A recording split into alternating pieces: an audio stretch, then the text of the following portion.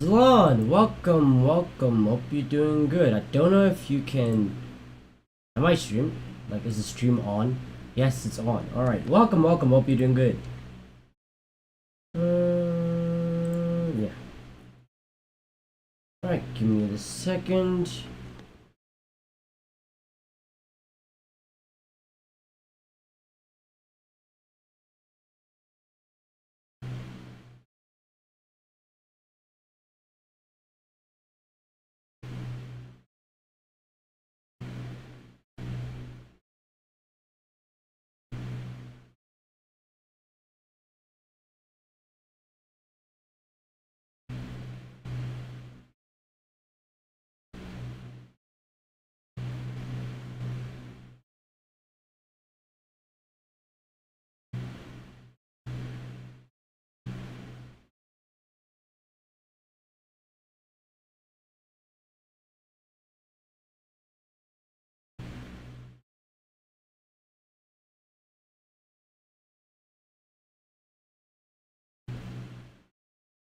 Okay. I think that is everything.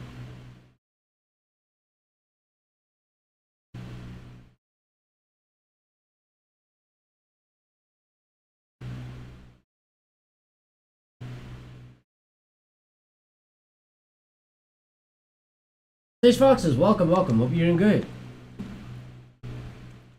Oh yeah, Sekiro. Ish. Damn.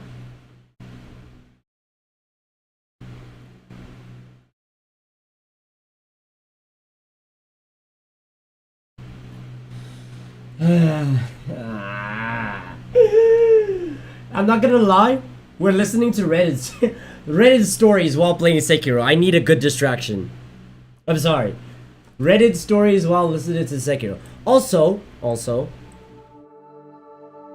while after I ended the live stream, I got a little curious, and started reading the allegations against that one guy from the Mandela catalog. And I'm not gonna lie, I don't care. I don't care. Like, we're not covering these allegations because I don't care.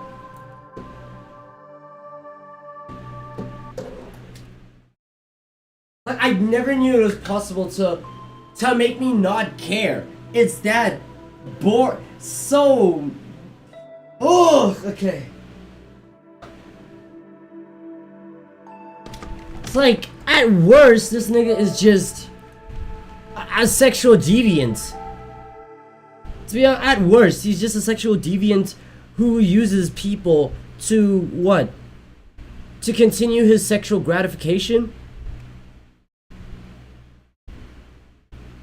Like, that's the worst. So honestly, I don't care. I truly do not, cannot, and will not care.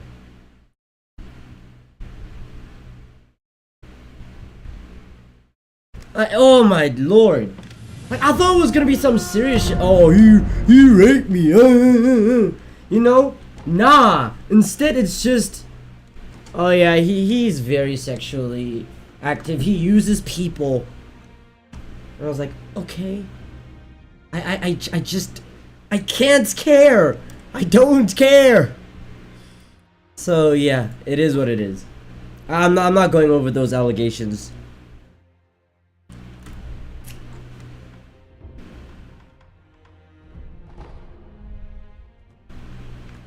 As for Sekiro, let me listen. Whew. Got an awesome story about a wife that wanted an open relationship? What's up, everybody? Today we've got an awesome story about a wife that wanted an open relationship, but now regrets it. Alright, there we go. Oh, well, never once did I think I would get to this point, to the point of reaching out to strangers on the internet for guidance, but here we are. My wife and I have been together for 10 years, but married for 8. We met in college and were each other's firsts and only. I honestly thought we had a unique and beautiful relationship because of that, but it appears that was just me. Some time ago, my wife began working. So it's just on a new Friday by company. Ice At Cube? first, she found it difficult to What do you fit in mean? because she's always been reserved, but after encouragement from me, she made friends with a group of girls, some of whom were single, divorced, or dating but not married. At first, I was happy she made friends, but then she started going out for drinks, partying, or some other things her friends had planned. I became concerned by her change of behavior and tried to talk to her about it, but at the same time, didn't want to restrict her. It started to affect our relationship in the bedroom. My wife wasn't one to initiate intimacy, but with her continued going out, she was either too tired or wasn't in the mood. At some point, her company got a new manager whom my wife and her friends had taken a shining to. She began mentioning him in passing, but it got to a point where she was pointing out how he handled certain problems that didn't seem to be work-related. I questioned her on her fascination with this man, and she brushed off my concerns. She even started asking if I regretted not having more experience with him, to which I said no, because she is all I ever needed. I swore I thought for a moment I saw a flash of sadness in her eyes, but she quickly changed the subject. She started mentioning open marriages as a way to spice up our marriage. I was taken aback because my wife has never this kind of person, and not that level Oh, of you put your sexual, hands to in be the air honest. if you don't care. I at Oh. first refused and questioned if this had anything to do with the new manager, to which she denied, but said she felt like she missed out, but at the same time didn't want to lose me, so this was a safer option. I wondered that she was playing with fire, then reluctantly and naively agreed. I shouldn't have So jumped. we set some rules, mainly not to sleep with another person in our home. So for a year, my wife goes on dates, has one-night stands, then as if I didn't see it coming, somehow is in some kind of relationship with that manager. I, on the other hand, had a few dates, but no one-night stands, because it freakily felt wrong to me. My wife would Fair. ask if I was fine, but really wouldn't change her behavior. At some point, I felt the love I had for her, that pure, special innocence of marriage, was gone, and it was killing me inside. I ended up going on a date with an amazing woman who migrated over from South Korea. Conversation was effortless. She had the wit of a lightning-fast whip crack and a smile that would make one forget himself. This, of course, led to more dates until we were intimate. I honestly never had sex like I had with this woman. I never knew a woman could be so giving and make one feel so desirable. At first, my wife thought it was cute, but as the months went by, she began questioning my relationship with my lover. I promptly pointed out that this was her idea, and even that she was in a relationship with the manager I was concerned about. She was silent. She looked like she wanted to say something, but held her tongue. She began coming home early to surprise me with dinner and get the house extra clean. She also started coming to my workplace to drop off lunch and began to initiate intimacy in the bedroom. Honestly, But I feel sorry for those people where it's like, no, it's just an annoying phenomena that exists. Where it's like, oh, in relationships, people only act their best when they know they're about to lose that relationship. Where was that energy before? Oh, shit. Where was the energy before? Why do you only have to...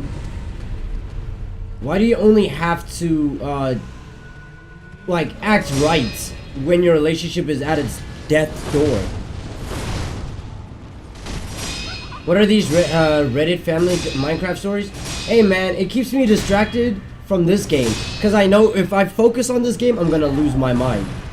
So I might as well listen to something. And plus it's Reddit stories, so it's not like I'm stealing anybody's video.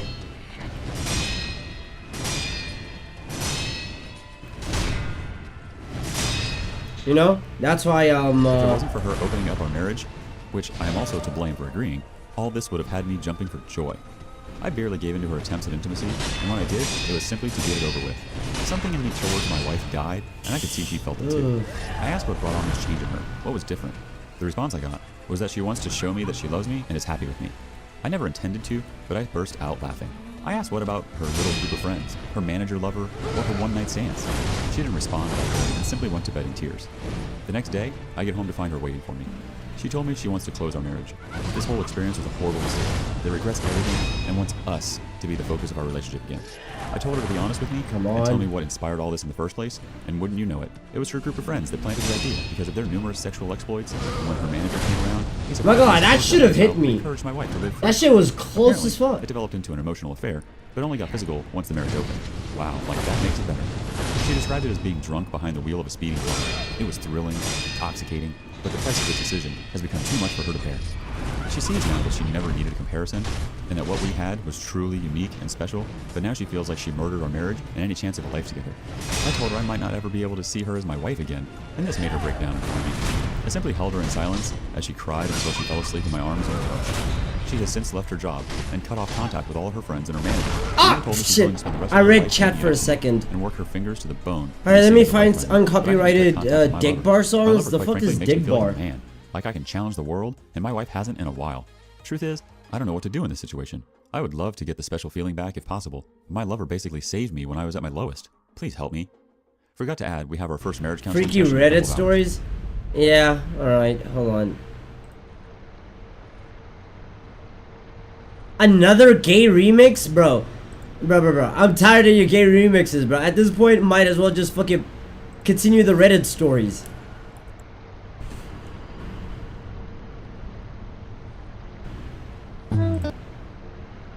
Age restricted? Oh, hell nah. I'm good. Not sure how that will go. I'm good. The therapist seemed nice and experienced. She appeared unbiased and actually eager to help. Even though it was our very first session, my wife took it as an opportunity to lay it all out, it seems. She confessed that this group of friends made her wonder if she had missed her chance because she was committed to her first boyfriend and had no other experiences. Hey man, I'm not trying to get this live stream age restricted. Supposedly amazing women have. Oh! Remember, some of whom are divorced, but none are married. The Bro, what I'm happy about with the JJK video, like, oh shit, I forgot she was here. In terms of like the views, yeah, it could do better. Happy that it's gotten over like 1,000 views. Great, whatever, is what it is. But I've noticed what I like is that for the most part, everybody agrees. Obviously, there are the outliers who disagree, but voice their disagreements in a good way, in a very nice, healthy way. I like those guys. But for the most part, everybody seems to agree that JJK is falling down that narrow, unfortunate path. So I'm glad it's not just an opinion that I've been having, you know? therapist pointed out that this can be, and often is, detrimental to a marriage due to the difference in mindset. My wife seemed to agree, then added that after the new manager started approaching her, some of these friends encouraged her to see where it goes, that this was a chance for her to explore or discover herself. She obviously felt guilty, so she said, so she never did anything physical until one of the divorced ones suggested an open marriage as the loophole, and told her that some couples come out stronger because of it. So, after regrettably, again, so she says, convincing me to open up the marriage, her so-called adventure began. It was intoxicating and blinding, but lacked real substance. Not like the kind we built over the years, and she started to question her reasons for doing this. She said she could see the hurt in my eyes, but told herself this was an adventure. She said she'll never forgive herself for this. Her chance to have an amazing experience. Okay, I got one that's not age restricted or copyrighted, alright? At first, she assumed because I went on dates, I would gradually accept her situation and be okay with it, but that all changed when my lover became a constant appearance in my adventure. Apparently, I started to smile again for no reason, and my eyes would light up when I would get a text message, or when I cheerfully left the room to answer a call. She said she suddenly felt a pit in her stomach and started to get many panic attacks for no reason. She went to her friends for advice again, but they said it was a normal reaction for me to have during the adventure. But when the same divorced one who suggested this in the first place said, it looks like his lover makes him happy, is when the reality of it all finally dawned on her, and the very real possibility that another woman and not his wife gave him joy almost made him pass out. She realized how ridiculous this all was and begged them to help her win me back, but they just told her if she couldn't deal with it, why did she open her marriage in the first place? She knew then and there that these people were toxic and a threat to our marriage and the life we built, hence she went on a mission to win me back by any means necessary. I, on the other hand, didn't share much, but I did let the counselor know about the situation on my side with my lover still in the picture, to which the counselor said no resolution could ever be reached with my lover still in the picture, and suggested we book another appointment after tomorrow. The counselor said it was unusual for someone to stay with her first this long, and gave the impression that any storm can be weathered. I highly suspect she wants us to be one of her success stories. Yep. Sorry that it's long, but I figured I might as well give a full update. Update 2.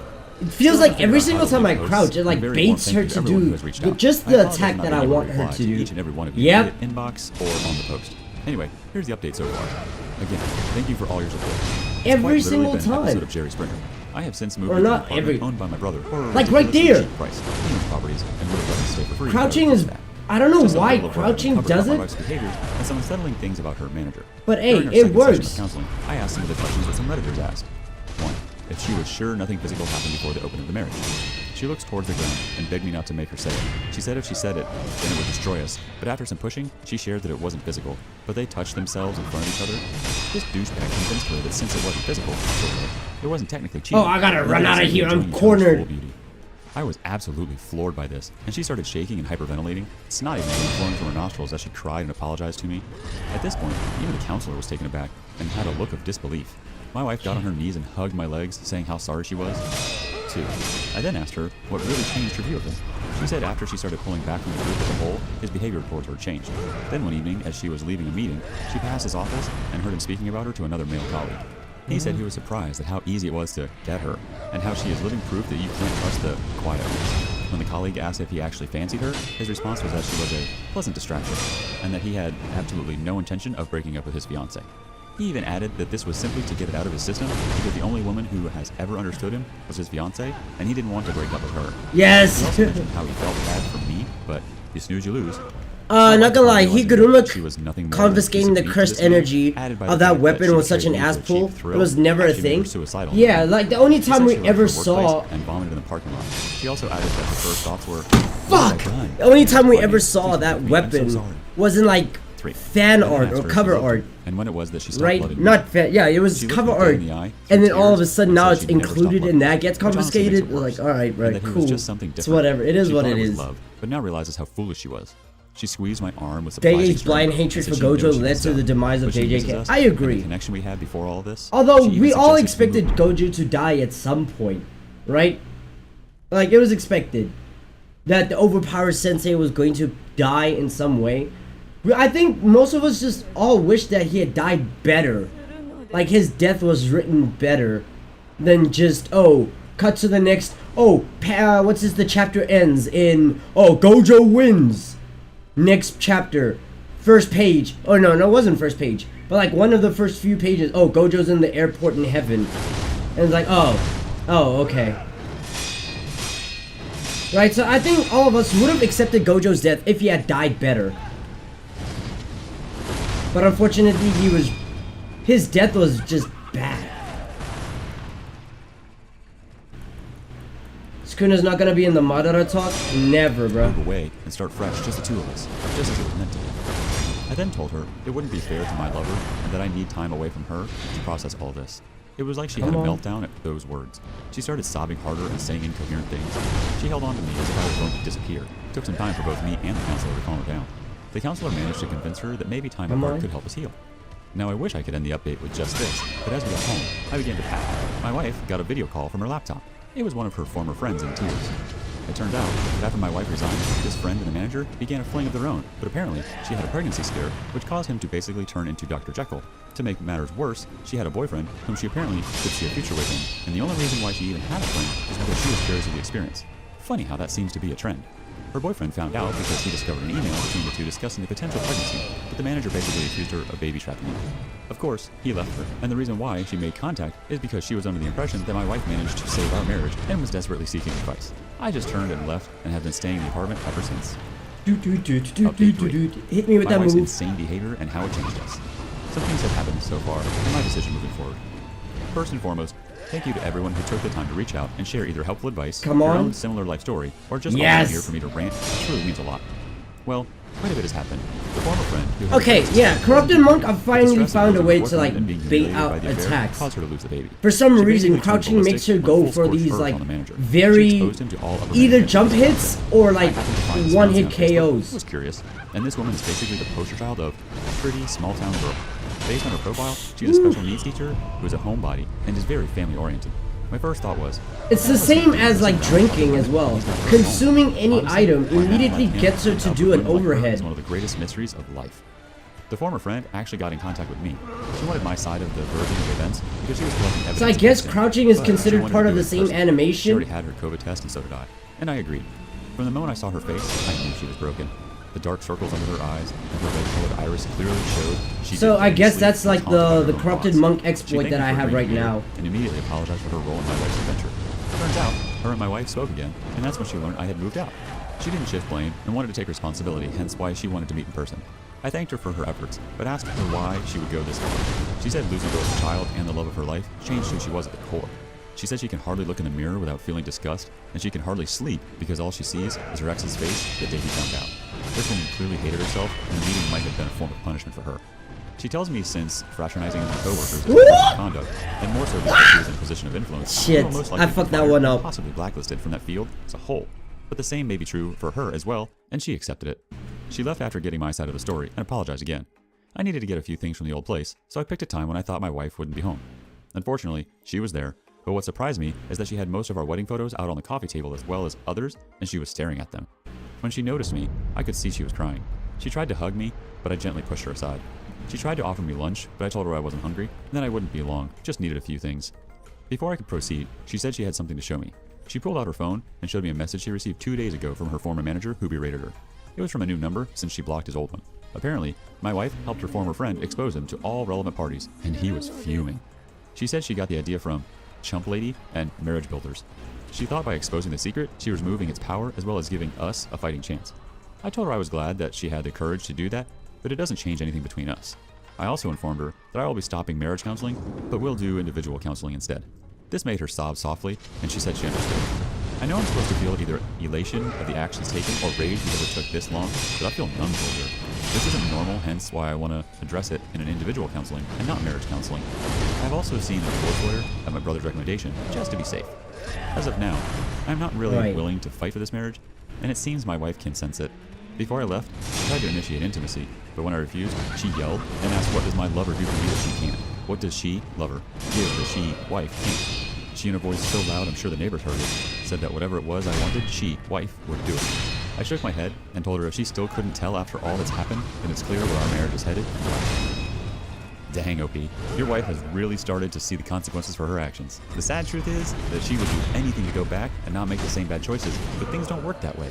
Maybe she could put some effort into figuring herself out and become a better partner, but it probably won't be with you, because she already burned this life down. The one thing you can be sure of is that she will always remember you and regret what she did. That's more than what many of us Look got at corrupted Monk's health right now. Yeah, that was a close one.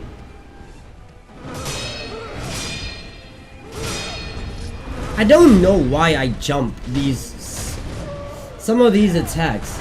Hey. Time for the out of this world story. Come on. Thank you.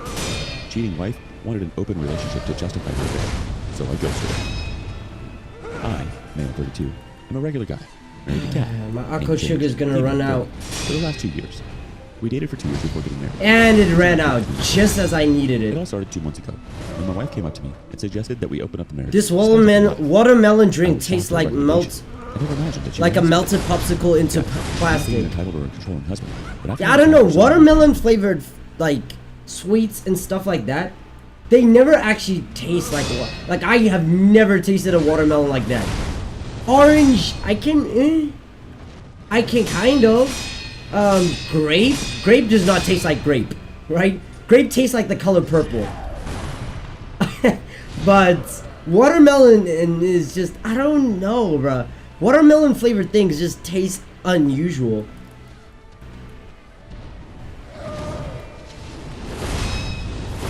Or at least they taste unusual to me. Like, at that point, just get cherry. Cherry flavored whatever is going to be so much better. Orange versus orange flavored things is like sharp. It's either sharp or more bitter. Yeah.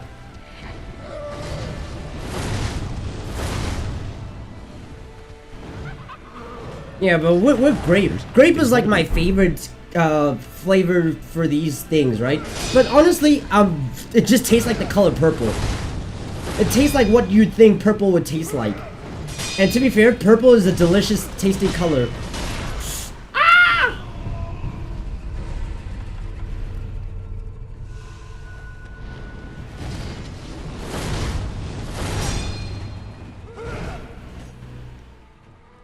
Purple Doobie Royal? Fair. Yeah, I realized I was not gonna avoid that one.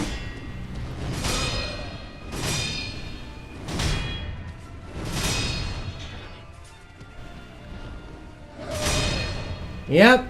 I had a feeling.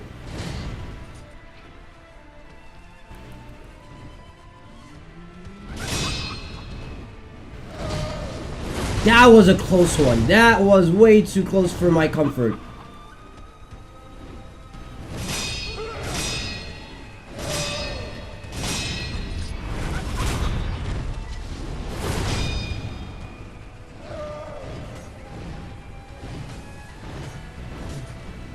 Just in case.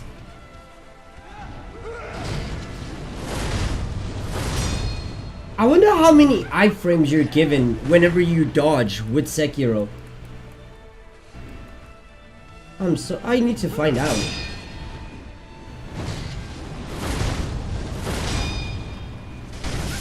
Woo! Yeah. Never get greedy like that again, Biscord.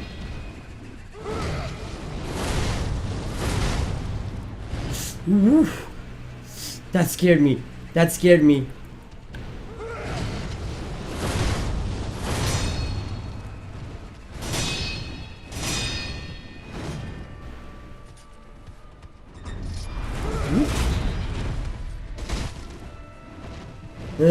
Spin, spin, spin, spin again. Oh, I was looking. Honestly, I gotta run.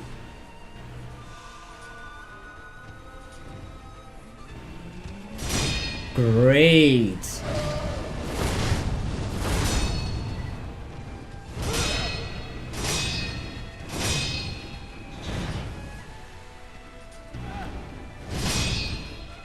Octawave, welcome, welcome. Hope you're doing good. Woo!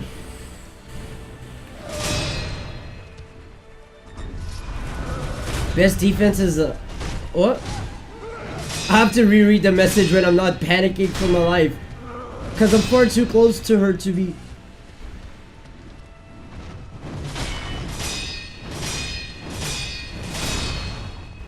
Oh no.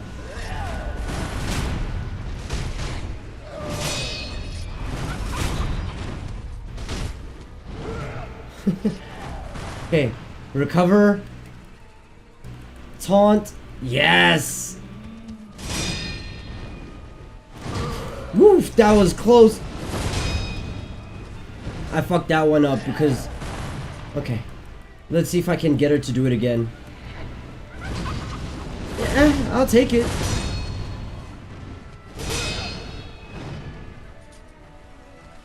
Come on. Yep.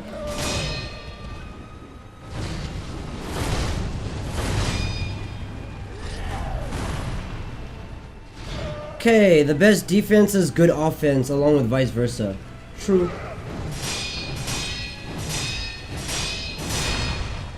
Yeah, bro, it's so hard to see. Recharge it. Ah, great. Oh.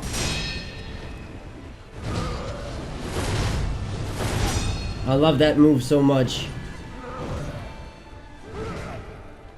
Can I bait a good move? Yep.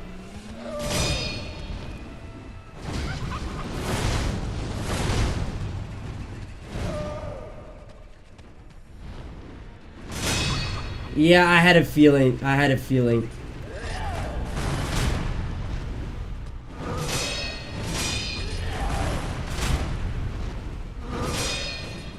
Oh. Okay, great.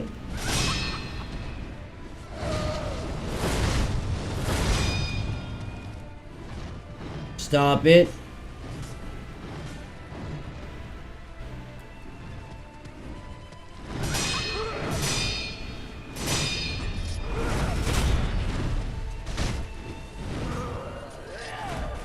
Take care. Welcome, welcome. Hope you're doing good.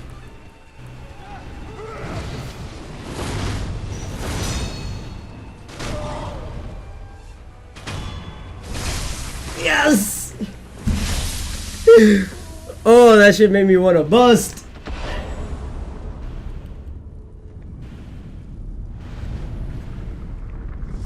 I got a double intro. Oh. Oh, finally. Oh, that made me happy. That made me smile. Nice. 2 levels, lovely. Oh, thank goodness. Excuse me. You got the hiccups. Okay, I already got this, so that means the next thing I need to invest into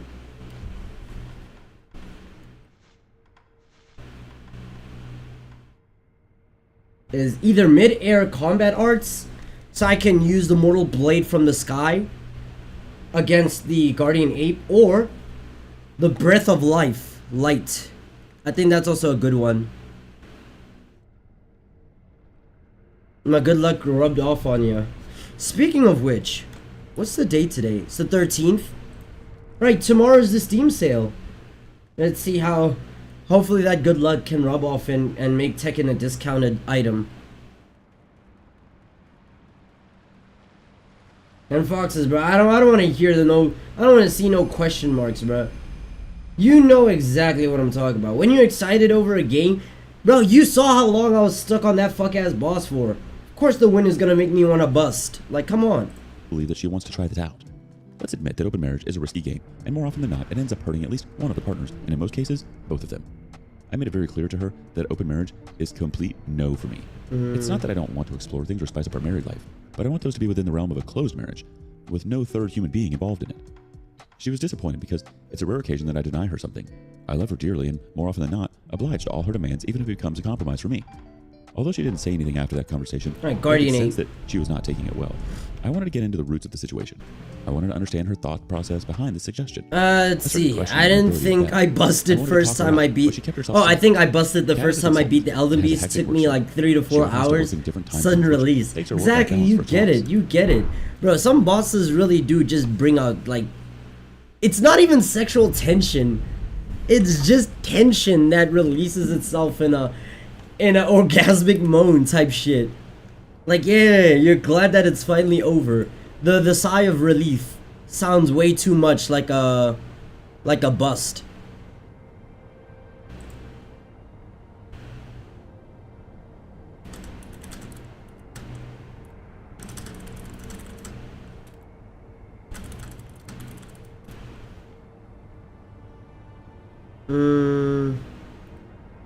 Yeah.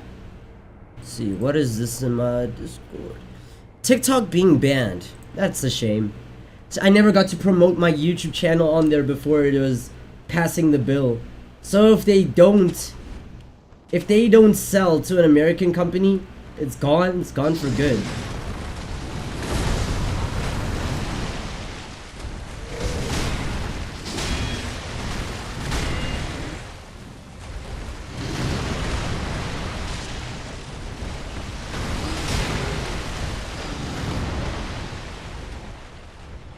The next boss you fight, Melania, takes you longer. True.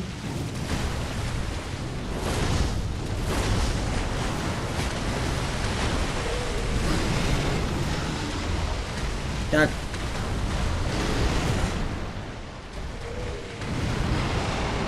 Come on, throw your shit at me. I too have a busy work schedule, but I don't have to stretch beyond our time zone, so I'm better off in that way. Due to our work schedule, I wasn't able to discuss my... Can I bait any I attack? blamed myself for snapping at her with an impulsive no. I should have asked for more context before I making hope. the decision. I felt awesome. Nearly 2 weeks after the incident, I got home early from work and prepared our paper for dinner.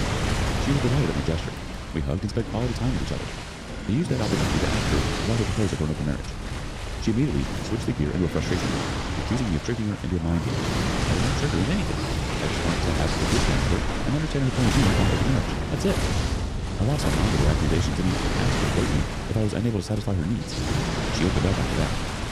She told me that she got a bunch of interns in the office who were just out of college and were in their early 20s. They party wildly and hook up at any given opportunity. Their interesting tales of adventure have put these ideas of open marriage in her head. She admitted to having a FOMO when her young colleagues discuss their cool lives at wild parties and killing niggers.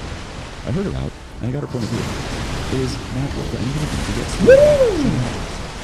I told her that Ooh, brother, hold on. her body was specialty. You got too much dip on your chip. I was also one of those freshers who live life on the edges. I used to do the exact same thing as anyone in the 20s, but I experienced the emotional turmoil that everyone calls hollowness. These excitements go into emptiness after a while until they're back to found souls. What the fuck, man? My previous life. I proposed to her and got married. She was the one I wanted to have a baby and grow old with. I poured out my heart to her and reasoned out my take on open marriage. I also told her that despite this, she was really that interested in open marriage, and we could think about it together. She denied that instantly. She seemed to understand my concern now all the while during the conversation. I thought that she resonated with my opinion, but I was wrong. She was not. Everything was normal for the next few days, but after a week or so, I again noticed a severe change in her behavior. She was behaving coldly with me. When I asked her, she shrugged off saying that it was only related stress. In the last few weeks, she's acting terribly. She's throwing all kinds of tantrums on the silliest of things. She's mocking me by calling me When I killed that nigga in Code Vein, back when I had no Wi-Fi, I felt absolute bliss. Ultimate Ultra Instinct had nothing on me. Yeah, bro, some bosses really like... And what's crazy is that when you're fighting these bosses, whenever you lock in, it's never truly like locked in, you feel me? Like when you really think about it, you're not really intentionally locking in. Your brain just kind of forces you to do it. And you're like, okay. Decent fashion sense and follow all the latest music and web series. I asked her if she was pissed off about what if they release a League of Legends type of game for Dragon Ball? Y'all playing? Fuck no. I was confused by her mixed reaction, all this while. Her work schedule got tighter. Earlier, it was just a few days in the month when she had to put up late at the office. But now she's coming late every other day. And some days, I see her coming home again. When I confronted her regarding this, she told me that she was on a promotion path, hence she needed to prove her merit to get that position. She has always been an ambitious woman, and I adore her for that. To be honest, I'm worried that she was telling me the truth, but I don't want to put any negative thoughts in my mind or jump to any conclusion. Something happened yesterday which triggered me to write the post. I've read hundreds of posts from this community, and hence I wanted to pour out my heart and seek any advice from all of them. Hear me out. Yesterday, I reached home at 7 p.m., a little earlier than usual. I reached 8 p.m. most days. I was craving lasagna for a long time, so I decided to prepare it for dinner. It was Kat's favorite, too. It took me an hour and a half to prepare the lasagna, just the way Kat likes. I garnished it, and ready to surprise Kat. It was already the closest thing I can play is a Dragon Ball RPG. She responded that she would be late, maybe after midnight. It felt low and my enthusiasm died down. I spent the next hour engrossing myself in my video games. I was hungry, so I wanted to have dinner with Kat. Something inside me urged me to go and pick up Kat in the office. I've never done this before unless we had to go somewhere after work. I thought it was the best idea to kill the time and give her a warm surprise. I took my car and rushed to her office. Her office was a standalone building, and it was pretty easy to spot anyone entering or leaving the building. I waited outside the office for a good 30 to 45 minutes, watching the shops getting shut and the streets getting deserted. It was 12:30 a.m. There was no sign of Kat. She was not responding to my texts, and I didn't want to bother her with my calls. For a moment, I thought that she might have left the office while I was on the way. I went upstairs to her and was inquired of the reception. The office was still hustling and bustling with the night shift employees. The receptionist told me that Kat had already left the office. I wanted to punch myself for the idea of coming down to the office.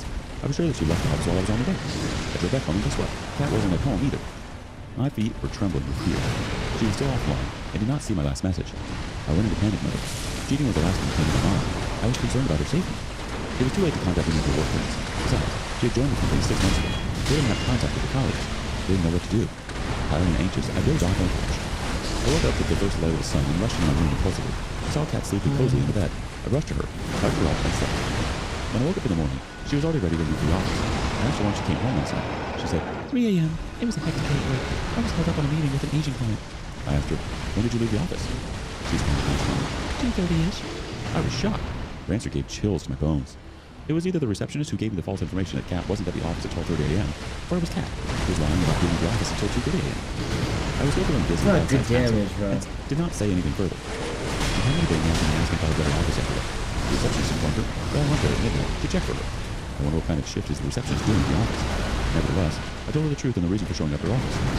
She was silent for a minute, and then said that she left her office in the afternoon for a meeting in her client's office, which is located. What about a Curse Clash type of game? With Dragon Ball DVD menu and all? Not playing it, bro. Statement. So her client is an Asian company. They have an office set up in the U.S. as well.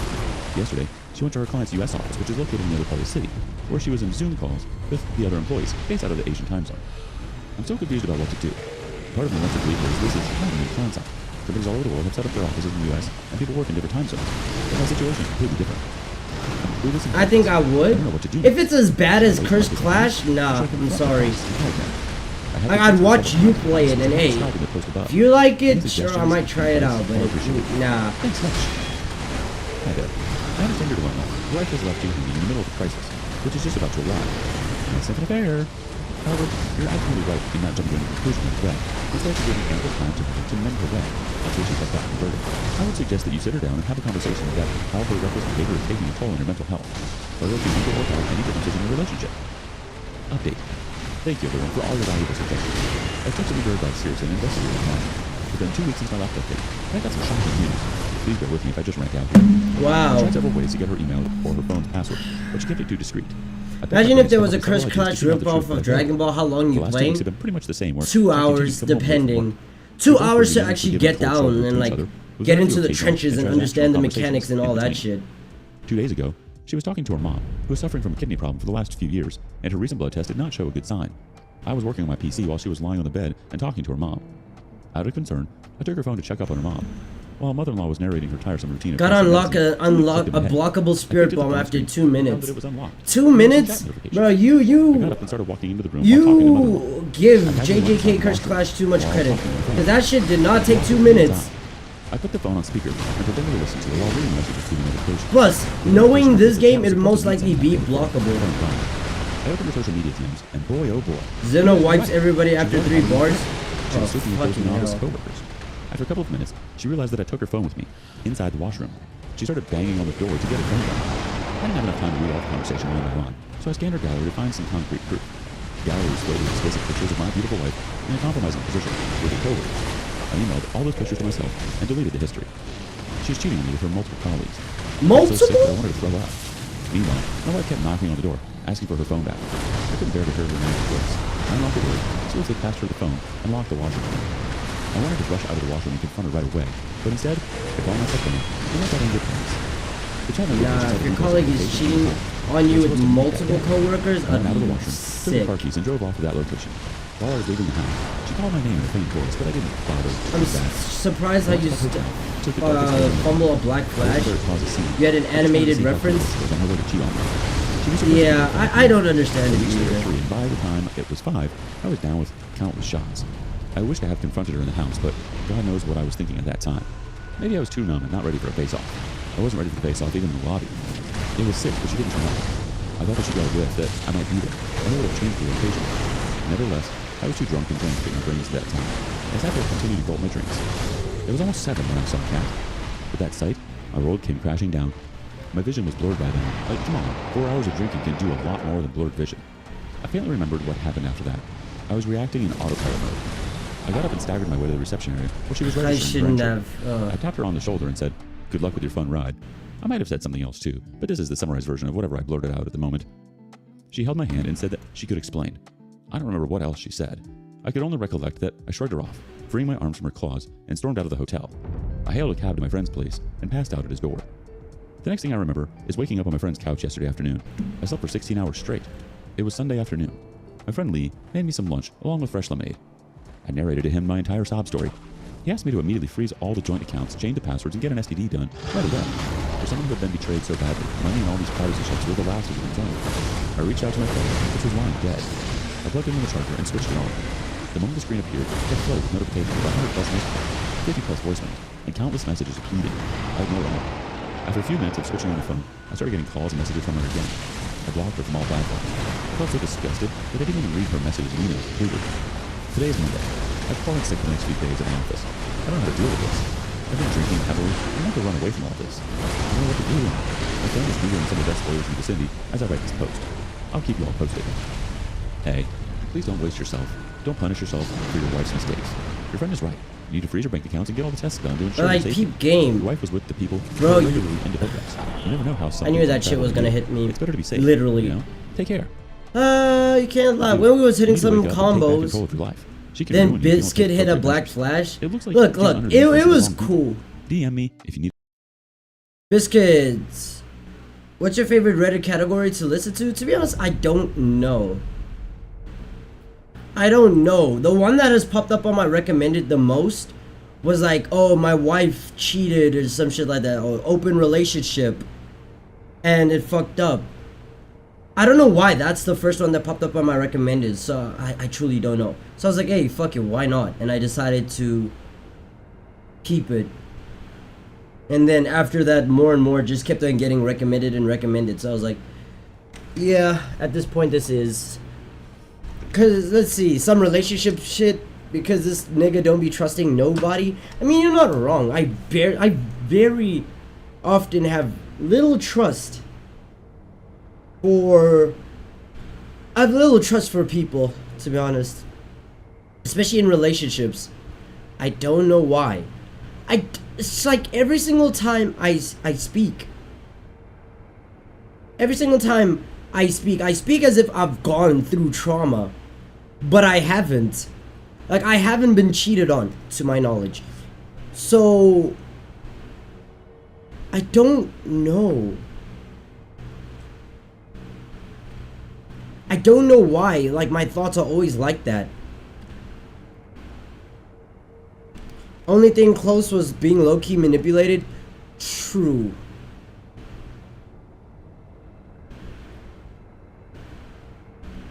That John type of... Bro, what's with the stray? What's with the random... What's with the John stray? What did he do?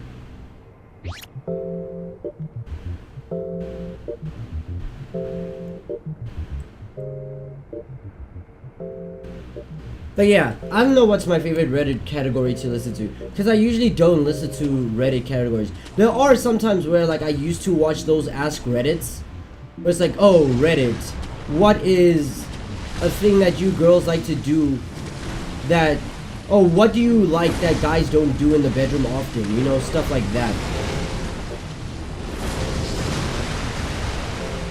For the most part, most of them are usually like moan. Like, girls would like it if guys moaned more in the bedroom.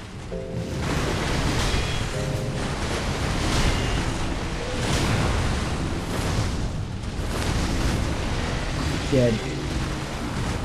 Huh.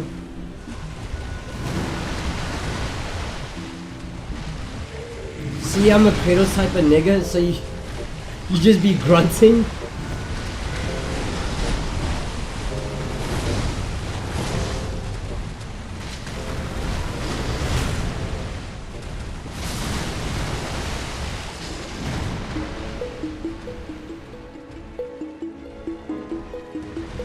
He listened to Marvin's Room 300 times. Yeah, I'm not gonna lie. John, I don't know what's going on with him. Somebody gotta check up on that boy.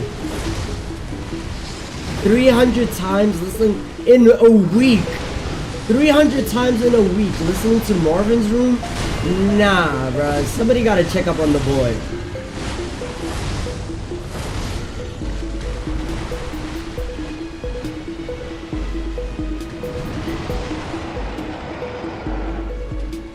Mine's probably Am I the Asshole or Story Times. Low key, I should probably like... We should listen to some assholes Am I the Asshole stories. Because those pop up on my Instagram recommended more than they do on my YouTube.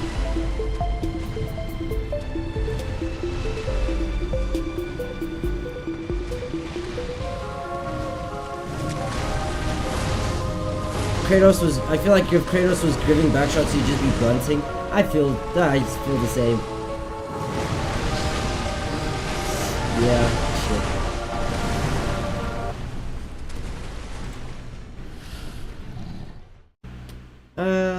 What is it? Am I the Asshole Reddit stories?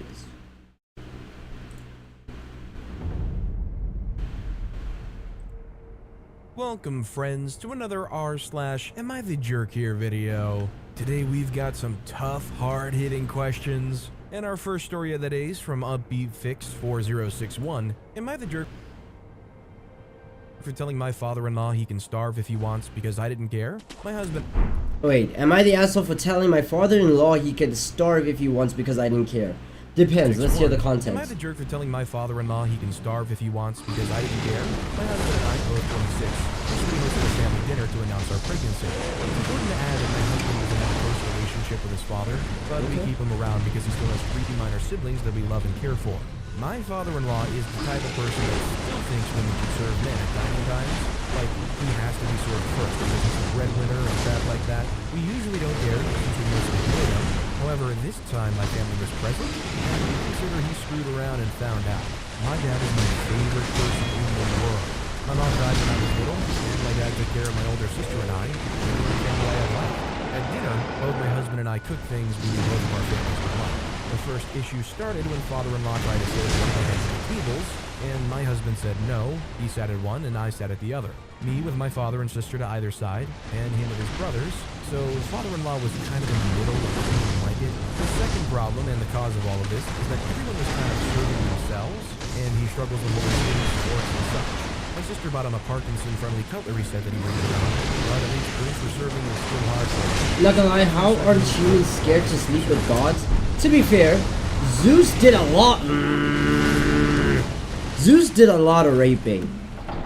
So, there's that. And then secondly, would you be afraid to sleep with a god? I don't think I would. If she's attractive enough, sure. I think I would, you know? Like if Aphrodite, right? If she were to pop up in front of me for whatever reason, and she was like, let me smash, I'd be like, yeah, you know, yeah. Yeah, the goddess of love, she could do some things I've never experienced before. So why not?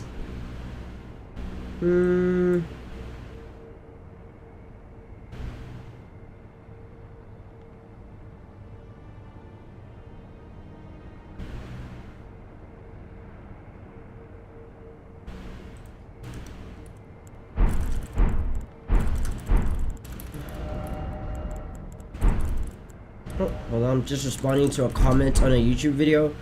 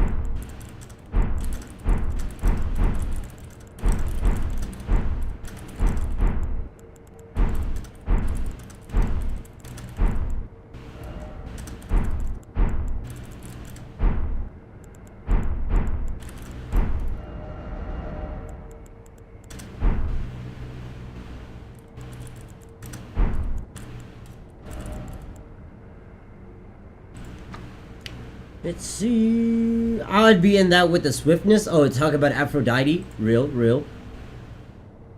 Let's see. Imagine unknowingly piping Athena, then you try to go home before hearing storm clouds. Would Zeus Zeus is a serial cheater. Would he be mad if you smashed his wife?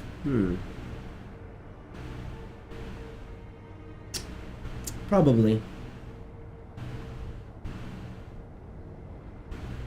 Athena's probably a pillow princess. Yeah, I could see that. Aphrodite is too easy at that point, just sleeping with a popular hooker. The best hooker, though.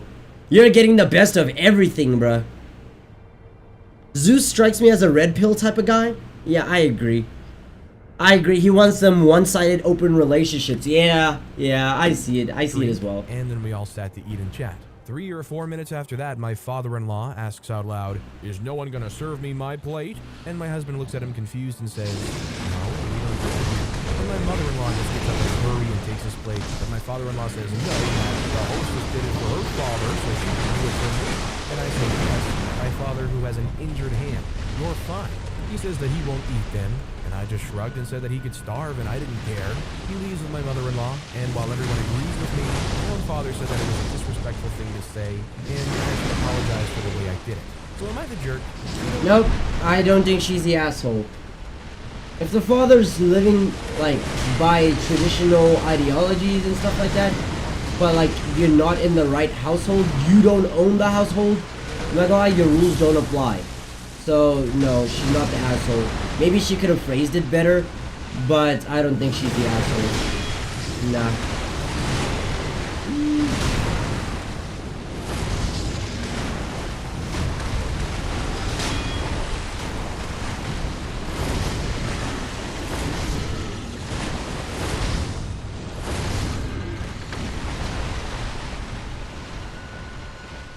have been a little bit nicer? Probably. Did they owe it to them to be nicer? No. When the father-in-law says here, well, I'll just not do this. I know those demigods be mad confused when Okay, he hears, no, I don't care. when they hear the How I Met Your Mother father story. Father-in-law was trying to pull True. I definitely agree, right? Because shit. Like for example, that one time where Zeus turned into a goose and raped the woman while she was sleeping. Like, how do you explain that to your kid, bruh? You are the result of me being unconsensually touched by Zeus while I was sleeping. Like, okay, bruh. I don't know how you explain that one.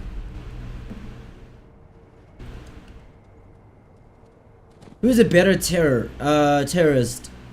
Kratos or Princess Ronnie?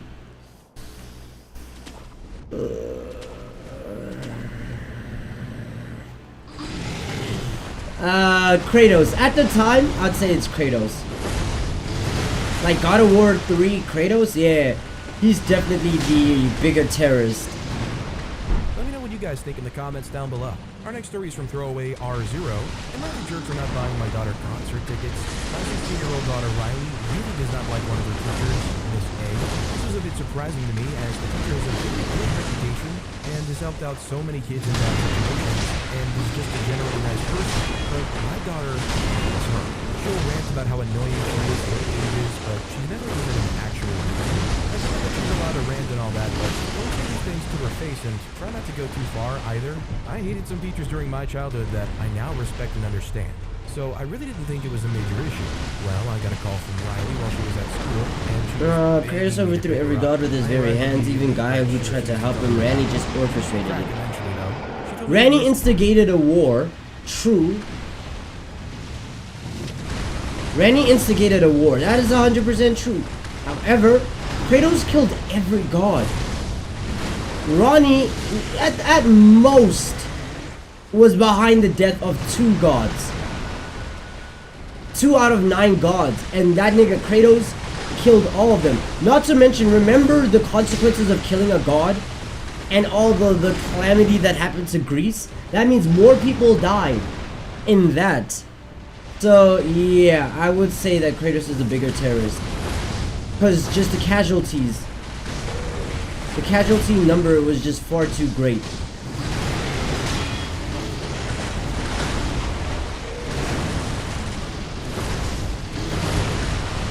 Of course.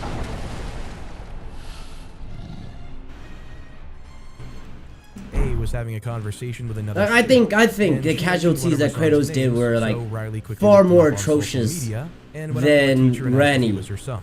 Miss A I said still would yes, rock with definitely, Randy. apparently. And then Riley started laughing and said some really mean things about her son. To be specific, she called him anorexic and skeleton-like. Turns out the boy did have anorexia. Miss A got really upset and asked her to please work in the library for the remainder of Best the period. ending? I was horrified, and it was clear that my daughter was feeling apologetic, but Jesus Christ, this was insanely disrespectful. I told Riley that she was grounded and that she needed to apologize to Miss A immediately. Bruh, I don't know how I'm gonna fight this nigga with basically She got no really upset and was all no like, strength. How was I supposed to know? But that just makes me more upset because it would still be wrong even if he wasn't anorexic. She cried and cried about the concert and called me really mean. My husband thinks the ground was fine, but the concert tickets are overdoing it. He thinks that it probably isn't a huge deal because Miss A just sent Riley to the library and didn't send her to the office or anything and I'm doing too much. I don't know, am I the jerk? I think OP's not the jerk here. I think even after everything, it's clear that the doctor didn't feel like a morsel for it. They're saying, how was I supposed to know? They don't understand that what they did was wrong. I've known people who dealt with similar conditions, and it's not a joke. It's not funny to go around saying that stuff. I would say honestly keep it up until they apologize, and a genuine apology at that. I respect my war princess. Screwed up here. Our next story is from Jobsite AITA. Nah, I don't think I will. Personal vehicle job sites. I own and operate my own contracting company. I've been in business for almost a decade now and have almost 50 people working for me. I usually ask that my coworkers drive to the office in the morning and take company vans or trucks to job sites, but I understand that it isn't Nah, always the I don't think I easiest will. option for people, so I do allow them to drive personally. Look, I will. One thing I will respect about Randy is her intelligence. Being able to orchestrate that, because like when you really think about it, the Knight of the... Let's say Mikola is Torrent's actual, like, former master. That means Rani, Mikola, and probably Melina as well. 3 people were secretly behind the Knight of the Black Knives. They all have a hand in it in some way. Like, I'm assuming, for example, Rani and Mikola have a mutual interest in killing Radon. Right? What Melina's goal is, I don't know. Maybe all of them, maybe their shared interest is to usurp the Golden Order. Maybe that's why. Huh.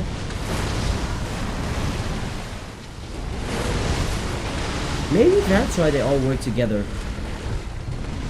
Like, depending on Melina's goal, I doubt it's just to burn the Earth Tree. Or to return Destined Death, which also seems to be Golomite Queen territory. Right, so she has a thing against America, if that's the case. If she actually is the Golomite Queen, she has a thing against America. Which, okay. Understandable. Mikola wants to bring back Godwyn. And also stave the influence of the Outer Gods. So maybe he wanted to stave the influence of the Outer Gods, and Godwyn just had to go. Or maybe Rani decided to add that last minute to the plan. Where, it's like, we all have a shared interest of getting rid of America and the Golden Order. Right? Rani orchestrates the Night of the Black Knives. Mikola's like, yo, what the fuck? That's not what we planned. And now he feels guilty. He's trying to bring back Godwyn. But now they've all kind of met their interest in getting rid of the Golden Order, but Radon now stands in the way. And now it makes sense for Melina and Radon, or Melina, Ronnie, and Mikola to be like, okay, let's get Radon out of the way. Or at least 2 out of the 3 of them to be like, let's get Radon out of the way. You, so that you can achieve whatever ending you're trying to get, and me, so I can bring back Godwyn after you fucking killed him. And also, I can stave away the influence of the Outer Gods, so I can help my sister Melania. I don't know, but it feels like all of them had very much of a common interest, especially if they were all Torrent's former master.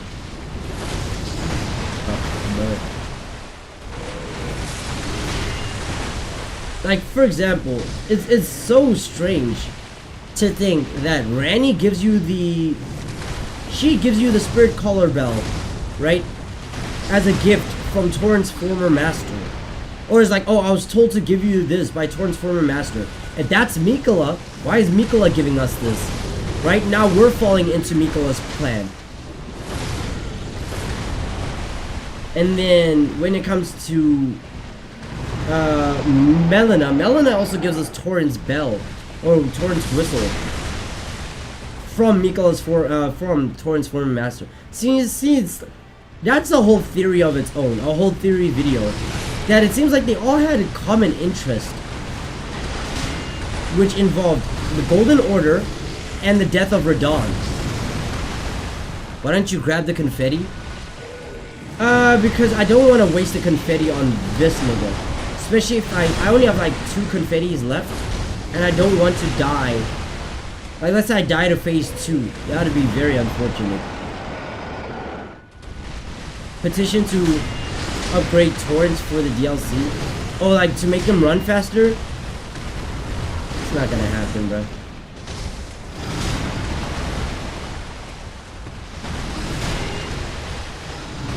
There. From customers. Steve drives a big, lifted, customized truck.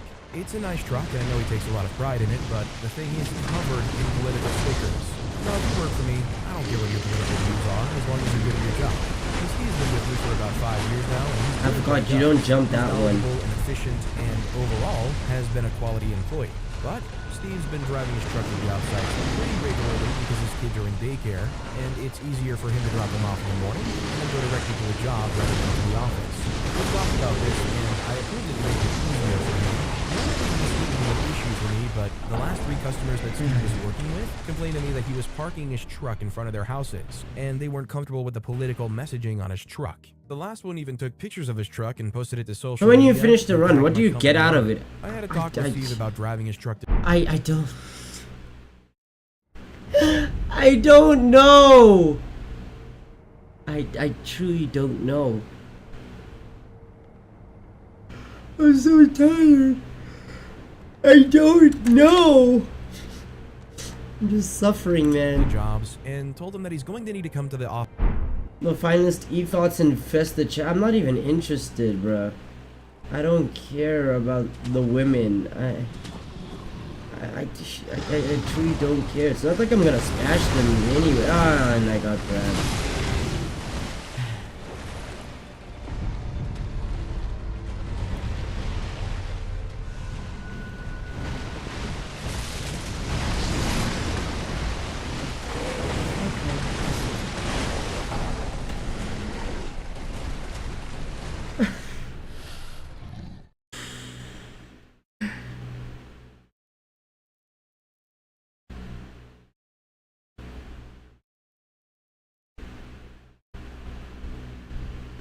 I'm too tired for this.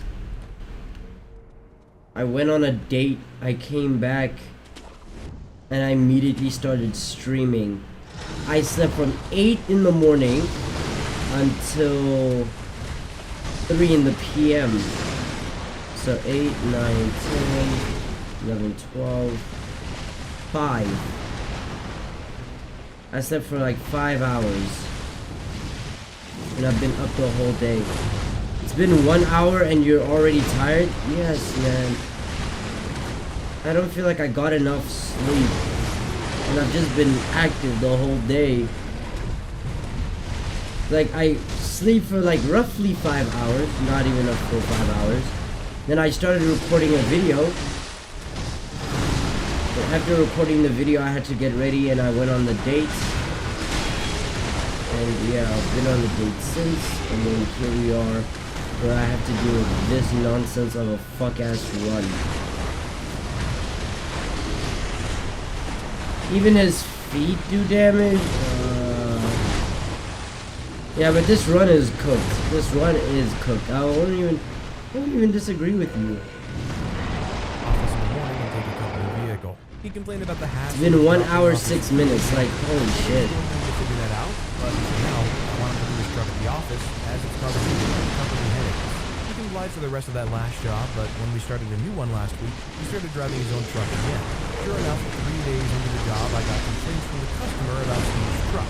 I had another talk with Steve and told him that this was no longer negotiable and that I'm requiring him to take a company vehicle.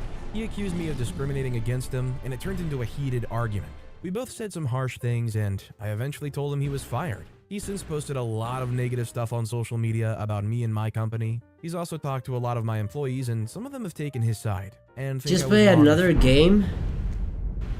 I don't have Tekken 8 yet. What game am I gonna play? Hold on.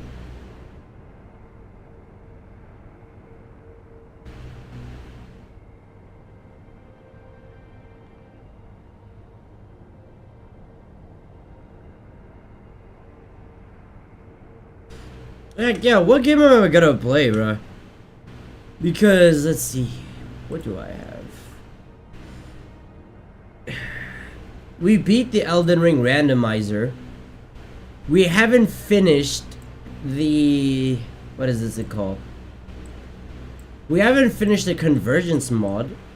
I guess.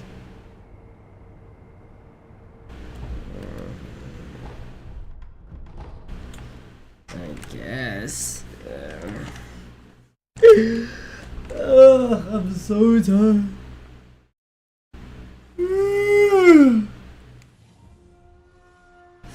I'm not gonna fall asleep on stream.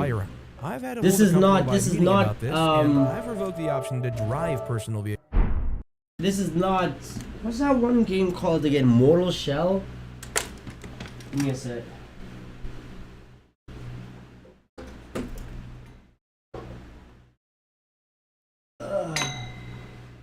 This is not Mortal Shell, man. I cannot get tired. Sucks, because Sekiro is really my favorite game.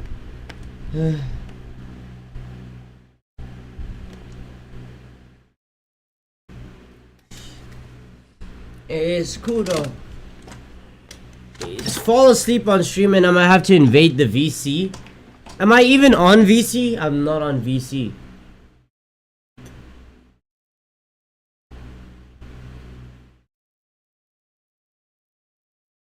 Give me a second.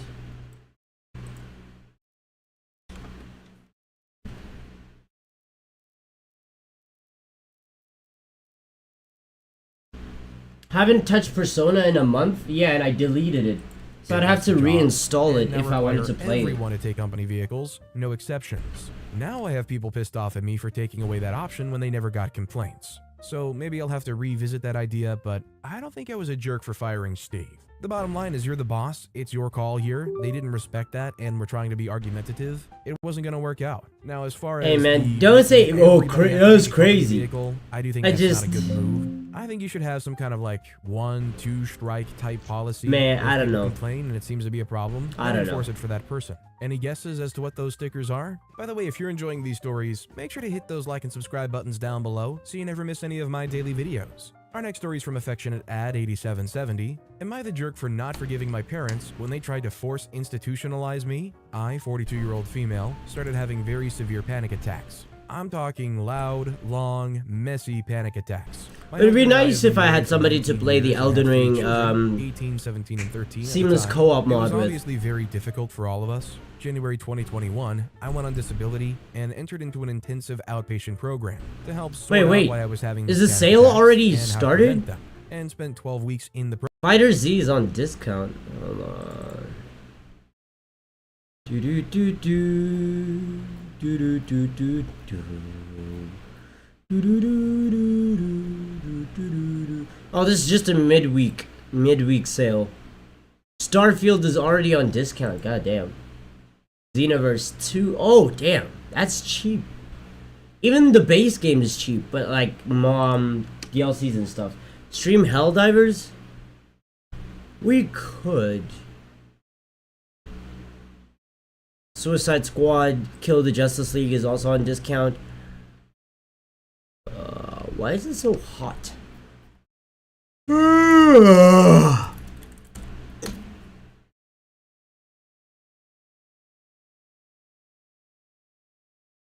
Yeah, it's not on discount.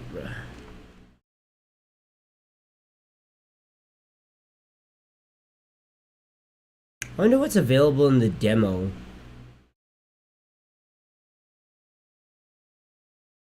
$100 gigs of space? Holy smokes.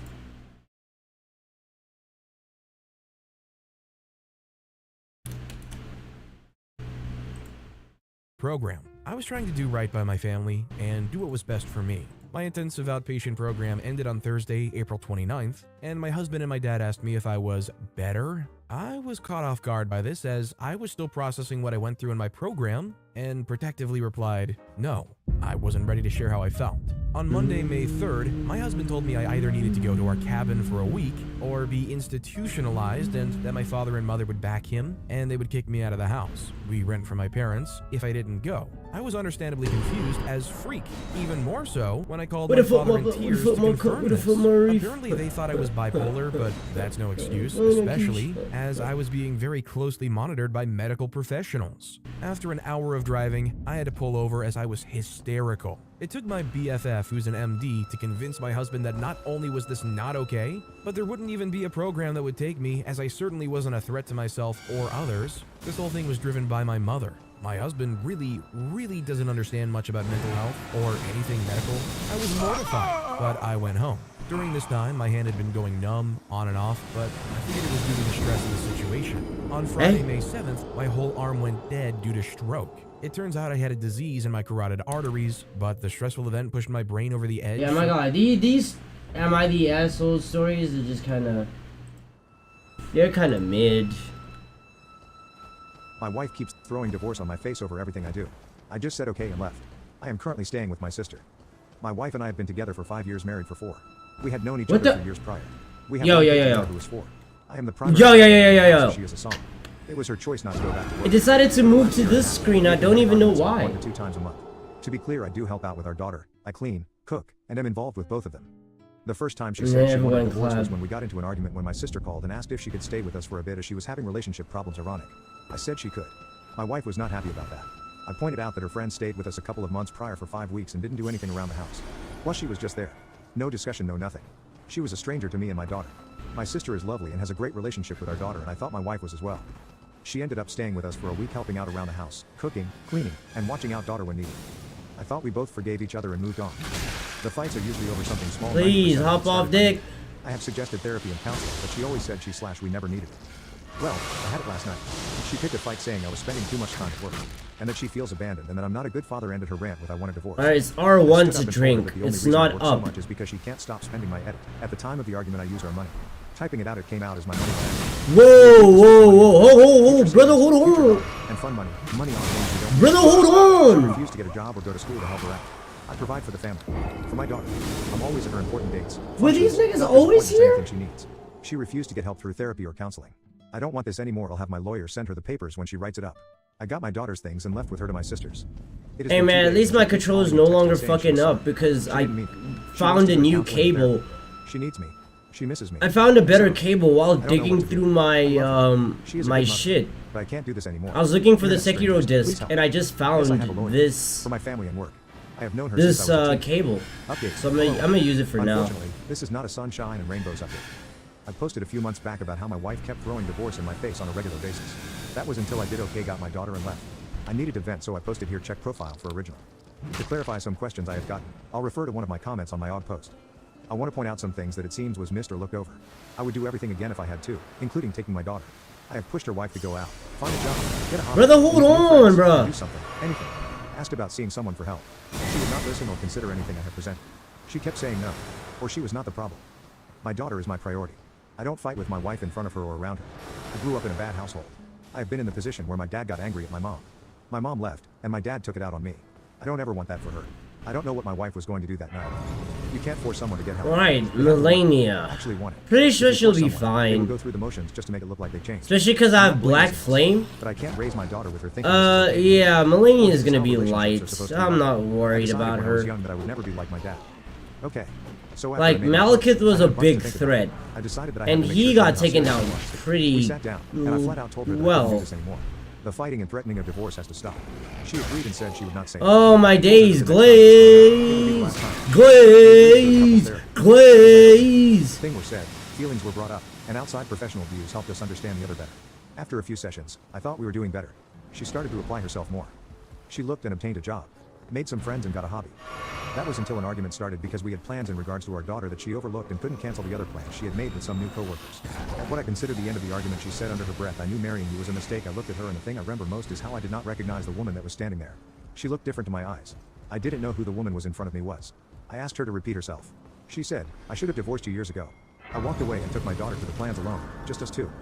I ended up filing for legal separation. Under the terms we both signed was something along the lines of, while separated, we are still legally married and will not get involved with anyone during this time period. Finances will be separated, but bills will stay as currently split. I would still pay for insurance through work. Other things that were in it were therapy sessions would continue both as individuals and couples. I would move in with my sister, and we had shared custody of our daughter 70, me, 30, her. One day, when I had my daughter, I needed my wife to take her. I let her know a week before, and she agreed. The morning of at 7:30 I went to drop her off at the house and noticed an unfamiliar car in the driveway. My first thought was, she must have a girlfriend over. I go ring the doorbell, out of respect but still odd ringing your own doorbell, and wait with my daughter when a shirtless man about 20 opens the door and asks who am I and what do I want. I asked for my wife, he calls her, and she comes around the corner in a robe and her fade goes from curious, shock, horrified, sad. There we go. Needless to say, in 3 months' time, when the legal separation ends, I'm filing for a decree of dissolution of marriage. My daughter is safe. She doesn't understand what's going on other than daddy and mommy are not happy with her. As stated above, she is my priority. I guess I did do the one thing I never wanted to do. The one thing I promised myself I would never become. But I guess it could be helped. I end up just like my parents. I don't know what a healthy relationship looks like. I hope I can just show how much love I have for my daughter and raise her the best I can. Thanks for the support, comments, love, and criticism. Now on to the next story. Story 2. Am I wrong for insisting my sister uphold her end of our custody agreement? So there's a lot of backstory here. My sister Lily, at 35, had my niece Emma, F9, when she was 26. She was at the time living with my parents along with her then boyfriend, and they had both just gotten out of rehab for heroin addiction. Both her and her boyfriend were not able to stay clean for long, and she was using throughout her pregnancy. When Emma was almost 2 months, she came to me begging me to take Emma for 2 months while she checked into rehab again to get clean. I I was 22 living in an efficiency apartment while putting myself through law school, but my parents insisted they couldn't care for an infant and had suggested foster care to my sister. So I took my niece in when my sister got out of her rehab. She got back together with her BF who was still taking drugs, and this began 5 years of a vicious cycle where one of them would get clean only to be dragged back into by the other. I took legal guardianship. Oh, brother, hold on! Temporary. Every time Lily would bring up taking her back, I would agree on the condition that they both passed a drug test, and it simply never happened.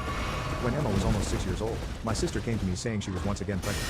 This was the turning point for her, and she gave birth to my nephew having been clean for almost 8 months. Obviously, it was very hard for both me and Emma, going from her living with me to moving back with her parents. We went to court and bro, how do I? Oh, Emma every weekend, but she spends a I week can't, bro. I'm so Sekiro brained now. First year, and once we settled on a routine, we stopped. Here comes the issue. My sister is once again pregnant, and she and her former BF, now husband, say that they don't want to allow Emma to come with me weekends because apparently she comes home to them acting like a I absolutely understand the issue. I explained to my sister that when Emma is the center of attention and going from that to having to fight her brother for her mom's limited attention between bouts of morning sickness. This gotta be a movie I fiction. take my nephew weekends as well to give my sister some rest, or to possibly resume family therapy so Emma could work. I truly don't know. My sister simply told me that Emma would be taking a break from spending time with me. I let her have 2 weekends with Emma, and then when she continued to stonewall me, I threatened to take her to court. We have a custody agreement in place, and I am still one of Emma's legal guardians. She said I'm throwing the past in her face. I won't let her be a real mother to Emma. I'm conflicted. I raised Emma for almost 6 years, and I treasure There her we go. But am I getting in the way? Emma calls me every evening and asks what we are doing over the weekend and why I don't have time for her. So I think Radiant my sister is Glintstone stating it was Room. me not wanting her to come. I just want what's best for Emma. So Reddit Ada? Edit. To clear up some misunderstandings. Emma is now 9.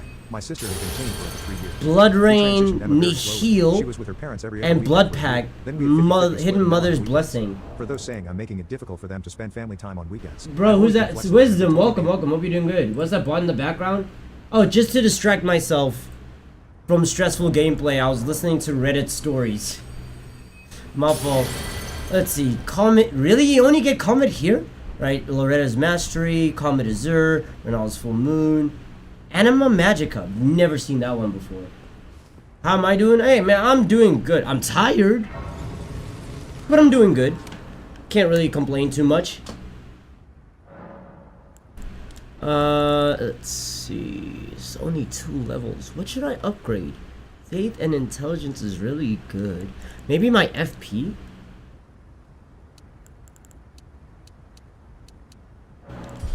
More faith. It works. Okay, let's look at these new spells that we got. Yeah, these mods definitely be adding new shit. Holy. Okay, so that's my shit. Blood Rain opens a portal to the formless realm above your head, rains blood upon enemies. Conjure a sacred dynastic ruin. Oh, this is the Nihil. Pierce the formless mother, instantly dealing damage and bleeding. Is this not broken? What? Why do... okay. Aight, bruh. Let's see. An enchantment of Moog, Bloodflame Luminary. What the fuck does that even mean? Oh, wait, I forgot. You could read these things. Okay. Conjure sacred. Yeah. Let's see. Bleeding all enemies in a large area around you while simultaneously restoring your HP. Broken. Especially if you're doing a PvP for this shit. This can be cast in rapid succession. Many of the gifts of the Great Dynasty. Let's see. Never expires. Recast the toggle effect. Increase all non-spell fire damage you deal by 10%. Increase all absorption by 10%. Increase your total stamina by 20. But lower your FP by 80. When bleeding occurs in your vicinity, you are healed by 50%. What? Nah, this shit's broken. I swear, my starting class is some ass. Like, it's it's God Flame, right? That's pretty cool. But like, the spells in comparison are so fucking ass. Increase all fire damage by 5%. Grant 8 HP per recovery per second. Grant 3 FP per second. Grants immunity to bleed. I mean, makes sense if you're a bleed build. Increases stamina. Cost of attacks by 30% and lowers stamina by 20. You know, that's balanced. I would say that's balanced. What about the glintstone ones? This is the only one I'm curious about. Infuse your body with the power using glintstone sorcery you cast to increase the damage of all glintstone sorceries by 1%. This effect can stack up to 9 times. What am I gonna do with 9%? Honest. Okay. When you cast your 10th glintstone sorcery, all previous stacks are cancelled and you gain a buff for 30 seconds. Ah. That buff increases all glintstone sorceries by 15%. Okay.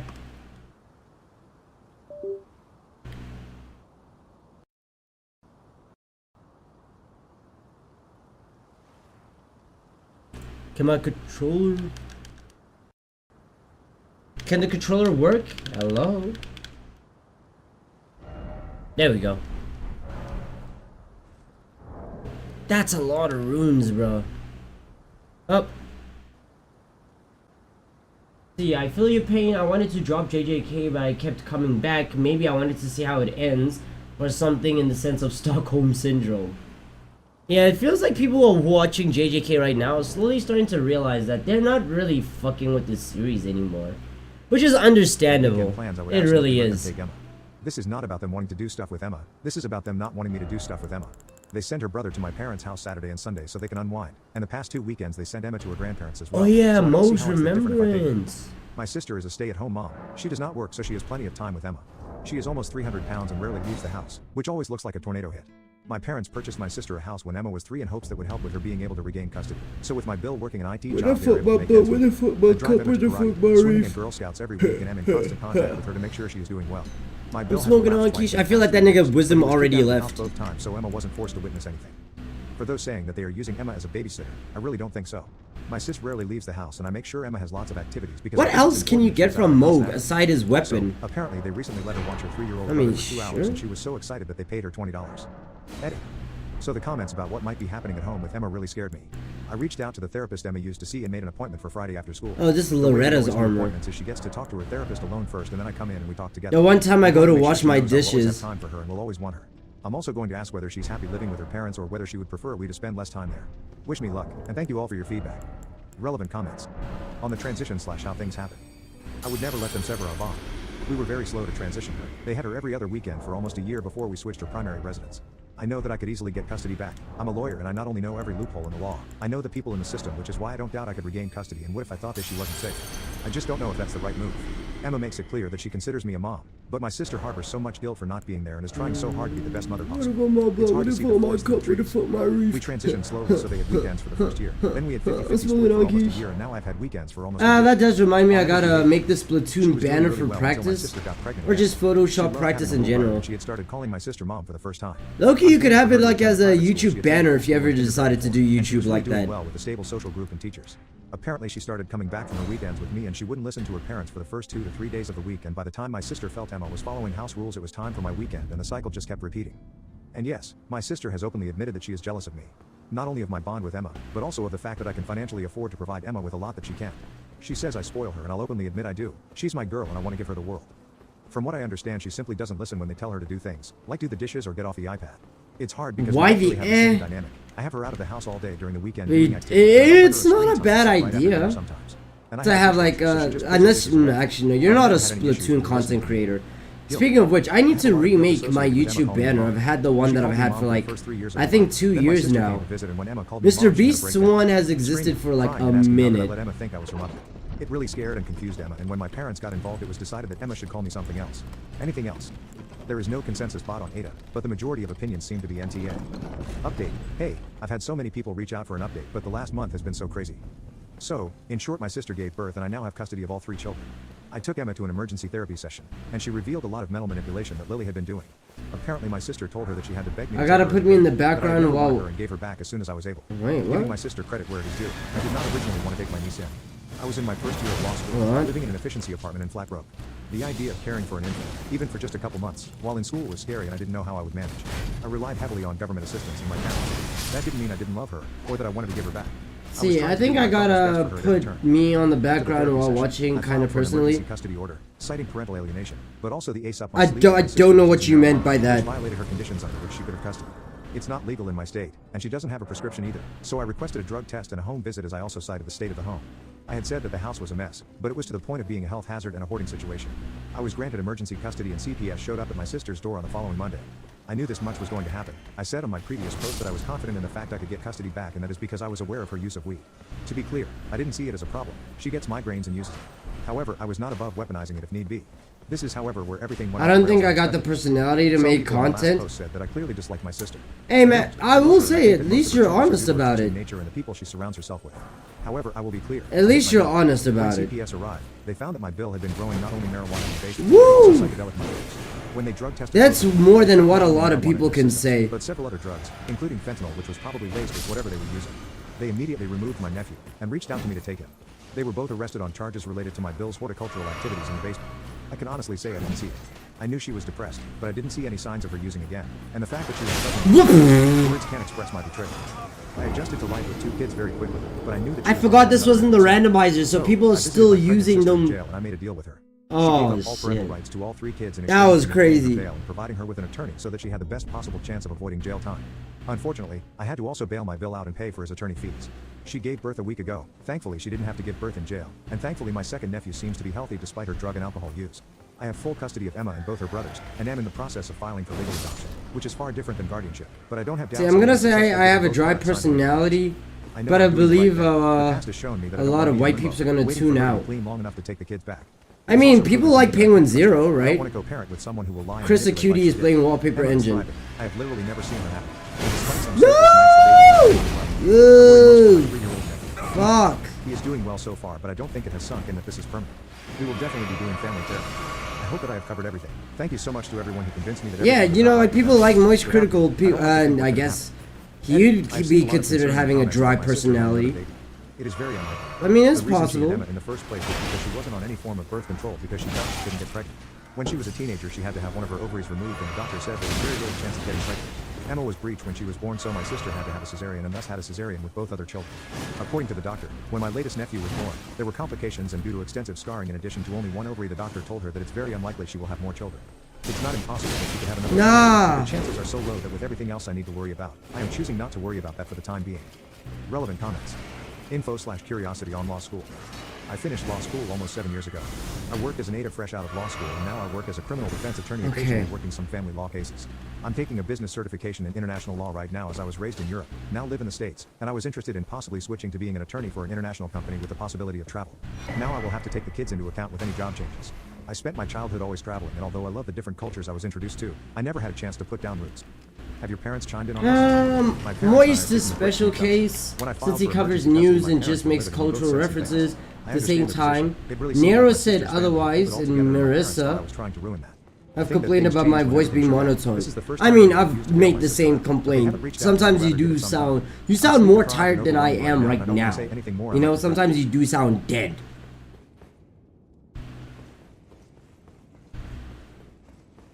But hey, it is what it is. Maybe that could be a good thing sometimes. In the world I can talk about this with. I don't know if I need advice, a pep talk, or what. I use my main account for memes. Because it's like, it's even funnier when you. I sound better now. You do. But like, it is funny when somebody with the dead personality all of a sudden has like the most hyperactive reaction to something. That is hilarious. Or like if a monotone person were to play a horror game and then gets scared and he has like a high-pitched scream or some shit. Having to type this out on a phone. I think that shit's kind of funny. At the moment I have the time to push through, even if I'm not sure I have the will to do it. I wouldn't be posting in this sub if things were perfect with our marriage, obviously. I just could never imagine my wife being unfaithful in any way. My heart is broken. I feel incomplete, like part of me is missing. And saddest of all, that part is sitting a mere 3 feet away from me.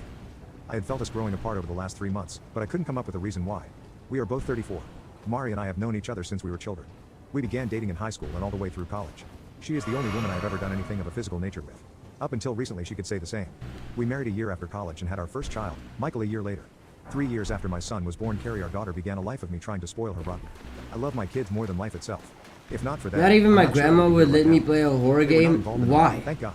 They were spending the night at my parents'. We were due to fly down to Florida for a cruise yesterday afternoon. Oh, because it's demonic or whatever? But my wife decided to go out with her best friend. I break something? I haven't broken anything yet, so I think it's fine. I'm very squeamish. I went to bed and slept like a baby until about 5 a.m. I got up and looked out the window to see my wife's car was not out front, but we'd gotten several more inches of snow. I assumed Mari and Becca got a little too drunk and crashed at her place. I threw some clothes on and got into my SUV. Before I left, I texted Mari to tell her not to drive, that the snow was too deep and I was coming together. It remained on unread. I cannot guess how many My times room I is wondered already what as would dark happen as if it I is. text. I'd still be living a lie. I'd still have a gut feeling. But I wouldn't be in the utter misery I now find myself. Oh, not even my grandmother would get me to play a horror game. Oh, yeah, my fault for misreading. I had actually hoped Well, Mari would you read it could, when I though. arrived. It's good But I resigned content. myself to the fact I'd have to go in and wake her. I think The front me door was playing unlocked, so I walked in right and now, looked at out the of TV all the, room. I've There was played nobody passed out on the 4 sofa. horror Rebecca's bedroom games. was downstairs, and I didn't Right, wanna wake her. Resident Evil So, I 2, took the stairs up Resident to her Evil guest room 3, and opened the door. The Evil Met my wife Within, there. which I I dropped, remember walking into the room and seeing two men Soma, speaking out because to I'm in the others. middle of playing I remember leaning Soma. down to pull the comforter toward me. And I I even think remember only seeing my one wife of them laying has her head on really some like guy's shirtless chest. scared me like The next that. thing I remember was Becca, Mari, and some half-naked The rest guy of I'd them never is seen like, trying oh, to there are pull me off. tense moments, but I don't think I'd I've probably ever be in been jail right scared. now. But I honestly don't remember a damn thing. So right or wrong, I don't really feel too bad about that. My wife, on the other hand, Holy well, smokes. that changes from minute to minute these days. When I came to my senses, the dude said he'd get his buddy to the hospital. Mari bawled her eyes out while Rebecca and I screamed it out. I told her and my wife I was leaving, and she had 5 minutes to be in my car or to not bother coming home. She was there in 3. Really not a good idea to be angry driving in snow, even with 4-wheel drive. But it was another vehicle that veered into our lane and forced us through a guardrail. Radiant Rune That's what of caused Rot. Mari's injuries. The car rolled. Thank Why God is it for all the way over ambulance. here? But we lived. The kids don't even know we had a wreck. I haven't called anyone. I probably should have. But this wasn't just a wreck. My life has been wrecked and I'm trying to gauge the damage before I start bringing others into the situation. I'm numb and yet I hurt like hell, and not from the wreck. I feel like I don't even know the person laying in that hospital bed. I want to ask her so many Rot damn spray, questions. aspect But I of the really don't wanna know any scorpion, of the blessing of the answers. sealed She obviously no god. longer loves me. No one with a soul Well, I'm should love someone curious. they love. So, I have to ask if she ever loved me. And now that she has cheated, would I ever want her to love me? Hyushi! I come in and my brain is already hurting. What's up? Firstly, welcome. Hope you're doing good. Secondly, what do you mean your brain is already hurting? The fuck happened?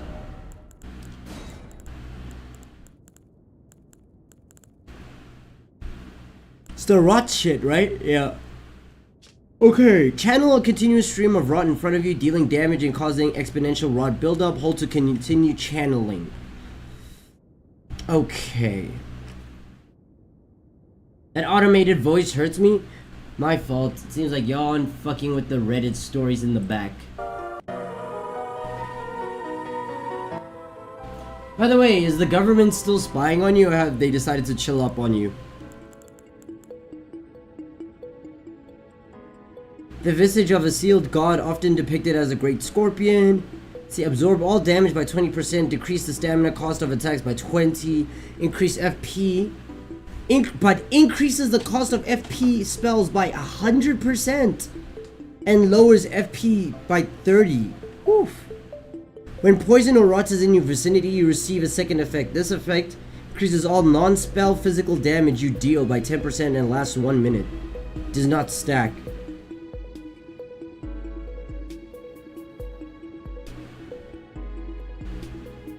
Just put on the r/ for actual human voices. Oh. Okay. They have chilled. As long as there's no tinfoil hat talks, my PC will be spy free. Okay, fine. We're not gonna talk about any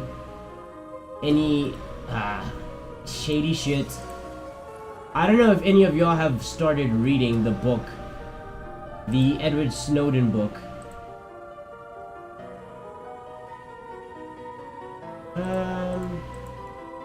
R/.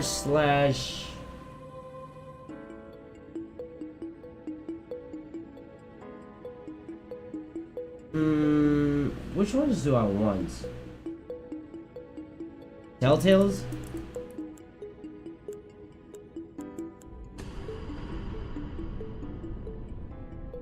That's an AI voice. R/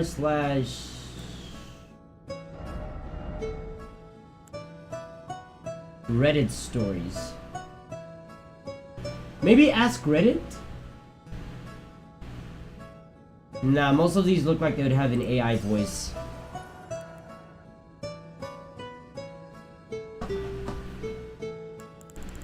Okay, Visage of the Outer God, Blessing of the Sealed God. Let's see, increase the spell casting speed by 40%, grants immunity to rot, poison, and death blight, and grants 2 FP recovery per second, but lowers all damage absorption by 30% and lowers total stamina by 25. Let's see, when poison or rot occurs in your vicinity, you gain a secondary effect. Increase all physical damage you deal by 5%. Reduces the FP cost of incantations by 50. Does not stack. There are microchips in the brain. The cell towers are giving people autism. There's something in the water that turned the freaking frogs gay. You just had to reference Alec Jones as well, huh? Just had to like steal that right there. Alright, let's fight Melania. I think she'll be light, in all things considered. Melania does dodge moves, but I think for the most part she'll be okay.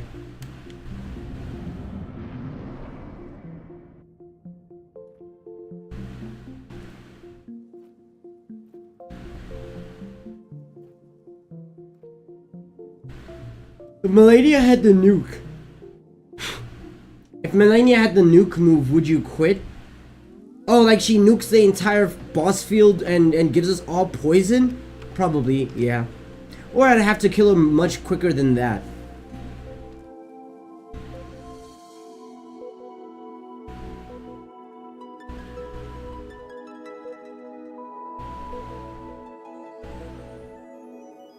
The fact that her arm is like rotted to the nub. Ugh. It's unfortunate.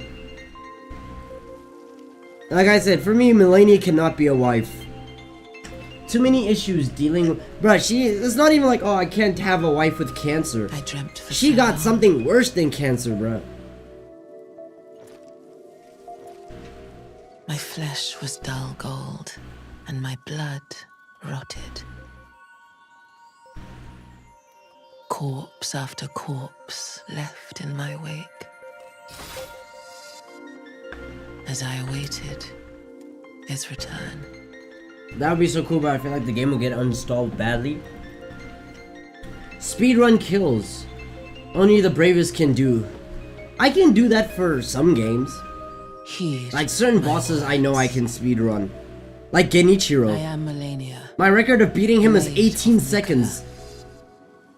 18 seconds to beat one of the main bosses of Sekiro. If you don't kill her in under 20 minutes, she nukes the field. I don't think any Souls fight takes more than 20 minutes.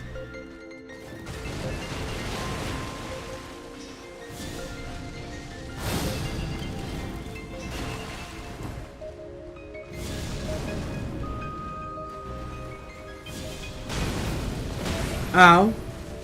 Rude. Melania. Blade. Melania. Kill her in maybe under 3 minutes? Possible. It's possible.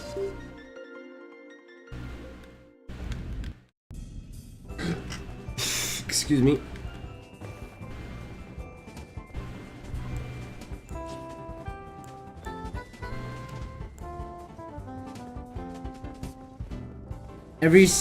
Take a shot every single time she gives her fucking I am Melania, Blade of Mikola.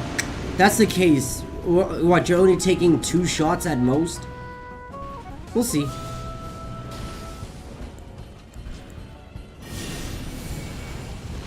You can't dodge it, baby girl. It's gonna find you. I'm gonna find you. Take this love. Shit.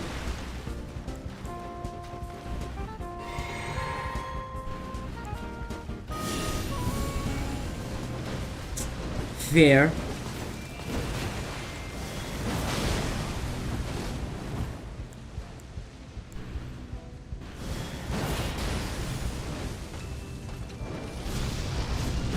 Stop it! I am Melania. Blade of Mikola. Okay, I guess that's another shot.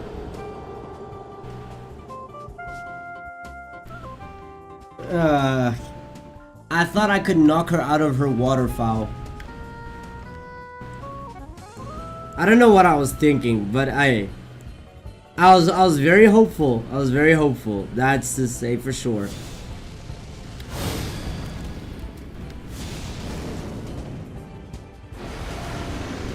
This is gonna be fun. What are you sipping though? Better be water. Yeah, you see, I say that at the end of all my YouTube outros. Drink water, you know? Fuck off. Woo!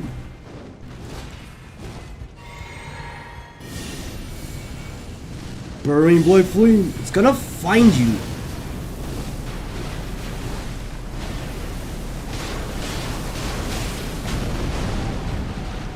Yeah. Got nuked twice.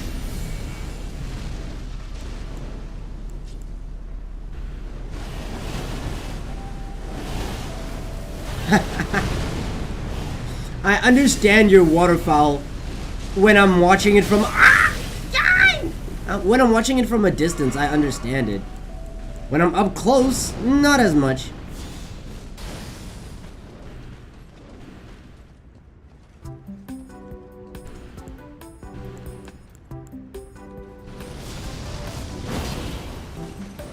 Fair.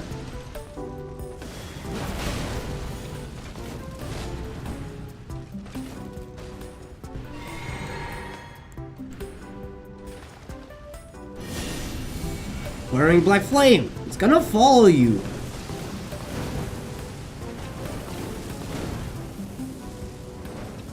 Woo!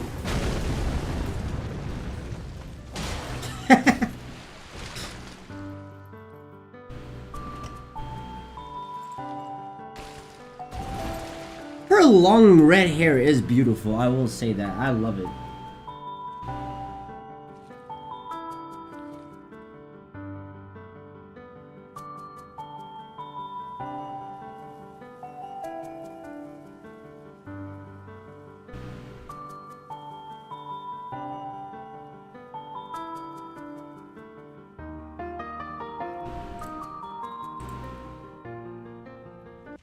Ginger weakness is kicking in. Chill. Wait.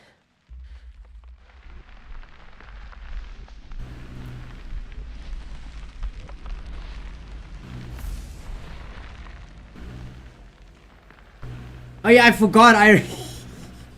I switched off the music, so I don't even get to hear her like cool boss theme when she transforms. The scarlet bloom flowers once more.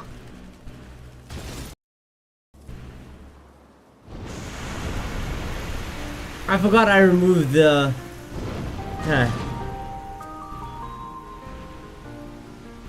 You will witness true horror. Seeing rotten nipples? I've already witnessed it.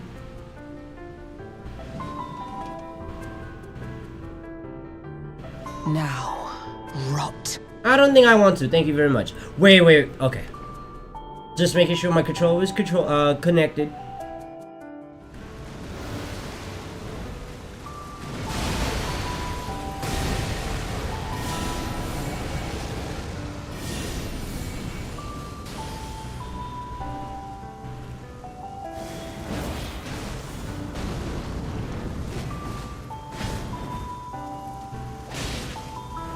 Oh shit! Let your flesh be consumed by the scarlet rot. The second I saw her jump in, she jumped into the air, and I was like, she's in the air for a bit too long. And I noticed the pose she was making, and I knew she was cooked. Or I knew I was cooked.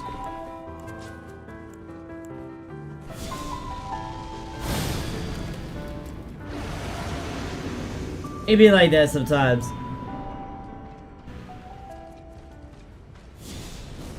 Much harder to dodge from a closer range.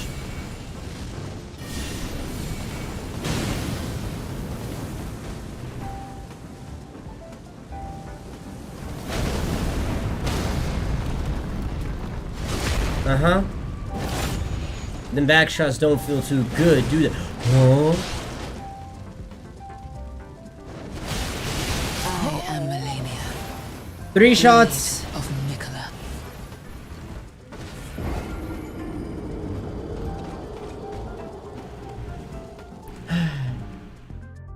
Even with the mod, That move fucks me up severely.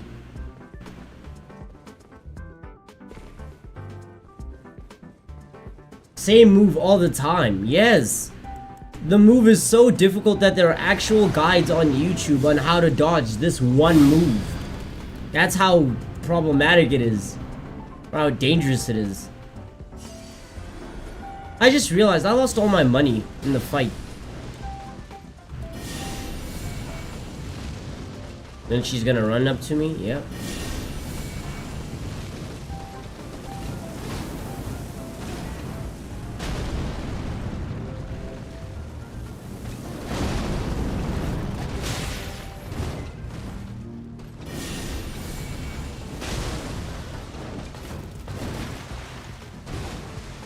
No.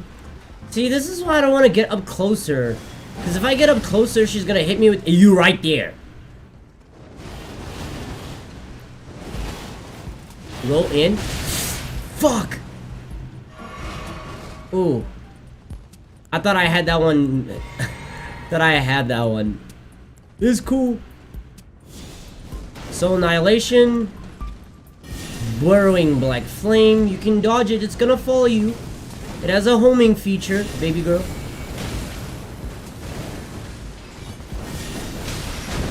Yep.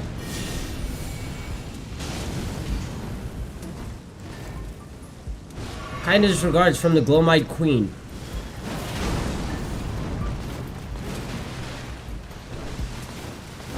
Stop it. I am Melania, Jeez! Blade of Mikola. Okay. 4 shots.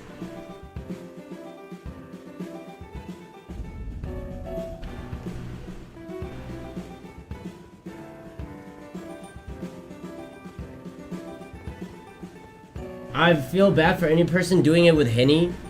Okay, chill, bro. 4 shots of Henny is not bad. It's not bad to do 4 shots of Henny. You're like, you're good, bro.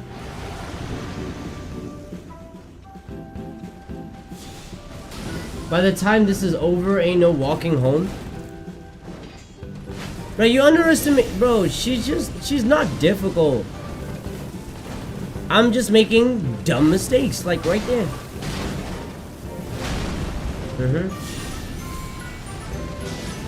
I drank that devil's piss and almost felt dead.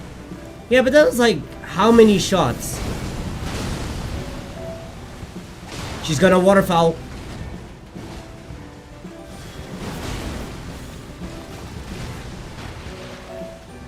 Trying to keep as much distance from her, knowing she's going to jump.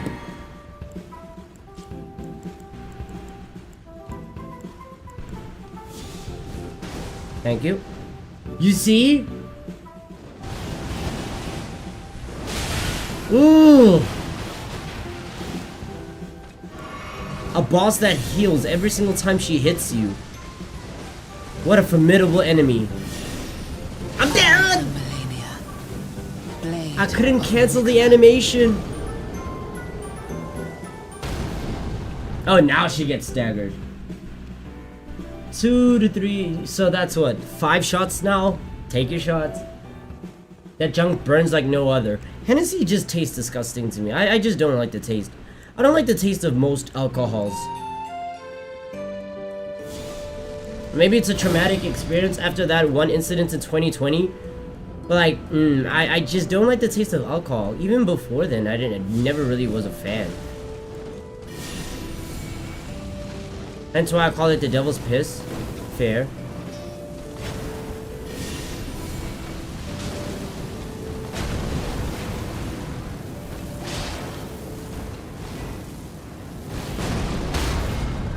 Yep. Get fucked. Y'all need desert wines? You're probably not wrong.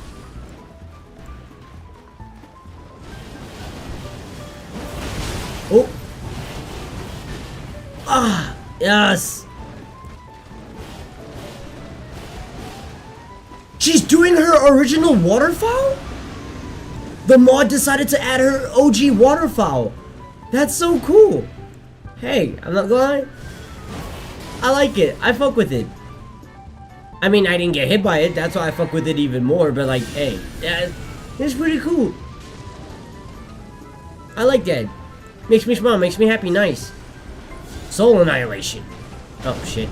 Oop. Soul Annihilation.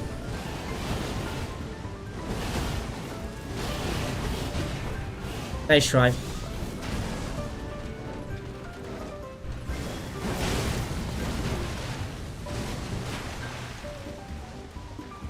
Nigga, are you not going to...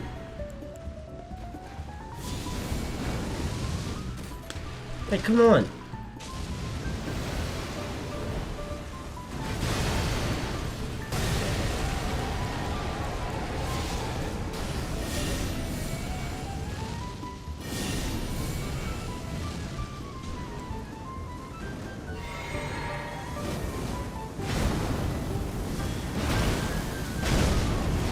You see, whenever she jumps into the air, I panic.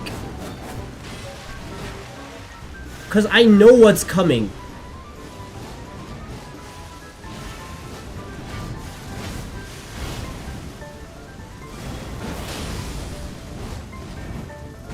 Oh. Yeah. I'm just keeping my distance. Because I know where she... Yo, that was a close one. Stop it, stop it, stop chasing me.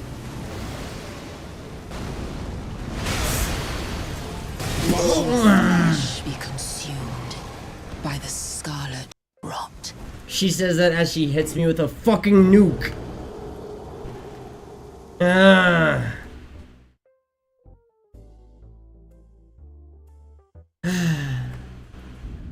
See, the second I saw her go into the sky or prepare her Scarlet Aeon, I was running away and I realized Melenheimer. I realized as I was running away, if she's doing her Scarlet Aeonia, then me running away guarantees I'm gonna get hit. So I need to get closer. But that got me hit instead. Like, you observe these things and it's like, damn. Take. It's gonna hit you, it's gonna find you and burn you. Shit!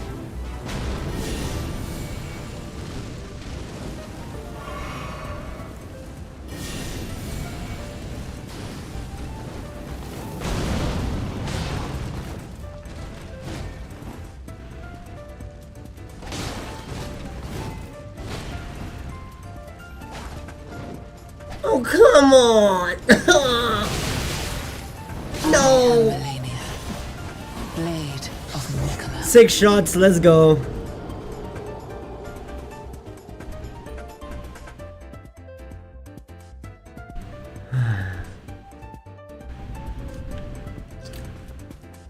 That pose, bro. That's a pose of death right there. Like, I see that shit, I'm like, wallahi, I'm finished. Especially when it's right in my face? Nah, bro. I'm finished. Yo, take this. Ooh. I am Melania. 7 shots. Blade of Mikola. I am Melania. Blade of Mikola.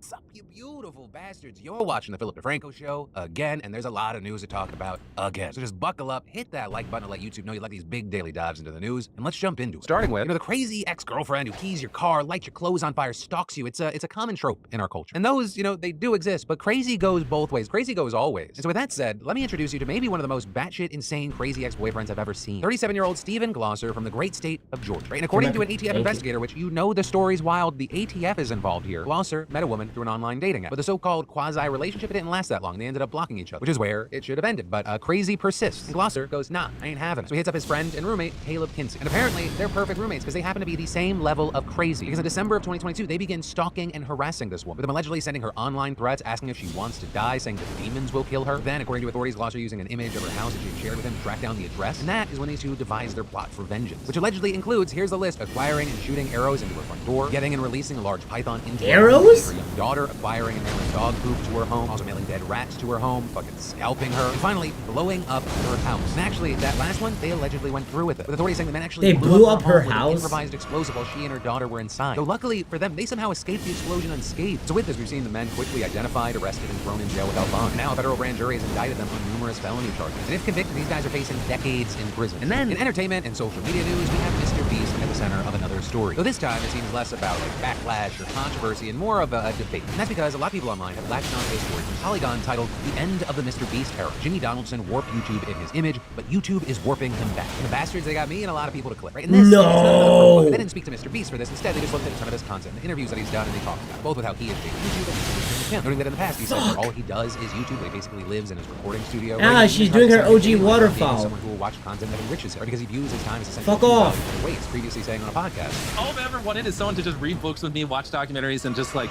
learn with me. Because then, if you're not learning, then it's like I can make $100 grand an hour or whatever. So it's like, how can I justify spending an hour of time with you? In the piece, noting that his time spent working, it's tedious. That he's so focused on virality Take that he this. won't upload something unless he knows that it's going to be a hit. He'll spend hours obsessing over something as small as the brightness of a thumbnail. That he always wants to be growing. That he always wants to be improving, which could be seen as a good thing. Then you have Polygon arguing that he's essentially lost sight of himself in the process. With that, noting that in the past, he said that personality can actually limit growth. And pointing to moments where he's essentially said that his personality is his work and content. Just because I'm all in, I'm crazy. Like people shouldn't be me. I don't have a life. I don't have work-life balance. My personality, my soul, my being is making me the best me as possible, entertaining my fans as best as I can. Like that is what exists on this planet. And I don't recommend it. I just clear out rubble or like crystals. Why? Over his content. With that, why not use it for something tyrannical, you know? Positive. Saying Donaldson candidly reveals the tough conditions that make his videos possible. Like building a friend group that constantly criticizes his output and axing expensive, fully finished videos that he's unsure about. But because he's rich and famous, no matter how rocky it gets, his road is seen as aspirational. Right? With this, the piece overall arguing that he's created this click-focused hustle culture on the platform. The outlet then even goes on to talk about how there have been different eras on YouTube in the past, with the current one being defined by Mr. Beast. Also with that, noting we could be shifting to a new era where people want authenticity, to feel the other human on the other side of the screen. With that, strategist Zachary Smigel telling the outlet, the return to an authentic era on YouTube comes down to a growing fatigue with sensationalism. I think we are witnessing a cultural shift, and wondering if that's something that Mr. Beast would pivot to. And so with all this, we've seen the article's focus kind of results in a ton of people having big reactions online saying, no amount of success is worth erasing your personality because you view it as a liability. I tried to dodge. Himself should not be inspired to. Look at how close she was. Just kind of found it to be a depressing read. But ultimately, here's what I'll say with this, even though there were a lot of different points and arguments and debates being had here. One, I don't think there's anything weird about him saying like I just such want a to Minecraft goal in life. I love it. Wants a partner that's interested. Hey man, I'm saying if you know how to create a bomb, use it for some, you know, hours. So how do I justify this? Well, the rate per hour there is not something the Unabomber type shit. In general, is something I can relate to. I mean, I can't speak for everyone, but I think it's also something that a lot of self-employed people can relate to. I'm constantly thinking about the ROI of my time. What's the return on investment of my time? I mean, it took me over probably like 15 years to realize you just got to look at things as different kinds of investment. Right? Money is important, livelihood's important. But, you know, I don't think I'm going to be on my deathbed wishing I made an extra 50K. I'm probably going to be wishing I spent more time with my kids. So I've just kind of expanded the idea of what kind of returns I can get on the investment of my time. Mental health and emotion when it comes to hanging out with my kids, my wife, my family, my friends, being fulfilled there. I think it makes me also better at my job, taking care of my health like I have over the past 2 years. Great for me physically, great for me mentally, and also in an ideal world, I live longer. I'm able to do what I want and love for even longer. Also, the idea of stressing out over a thumbnail, not stupid. It's literally half, if not more, of the reason someone watches your video. Well, I know there's so much more here. The final thing that I'll touch on is regarding the idea that we're like shifting eras when it comes to creators and content creation. One, I think if you watch some of Mr. Beast's newer content, not all of it, but an increasing amount, we're kind of seeing a decrease in like the brain rot. There has to be a change every 1.5 second kind of edits. We're focused on people, the storytelling, stuff like that. And this also, as there's an increase in people, yes, wanting more connection. Yeah, eat that shit. Even though there is a valid point in who you are is both your best thing and your worst thing. Like, because I am who I am, there are going to be some people that naturally gravitate towards me, and there are going to be other people that are like, I'm in no way interested. Which is why it's understandable that a lot of content creators. She's gonna waterfowl? What is the content? It's also part of the appeal of having faceless channels, right, where you don't even see the creator. But one, I think with the rise of TikTok and like this increase of just people who are everyday that people missed an audience again, which is kind of old school YouTube, people absolutely love that. And then there are also people that kind of bridge she's gonna waterfowl.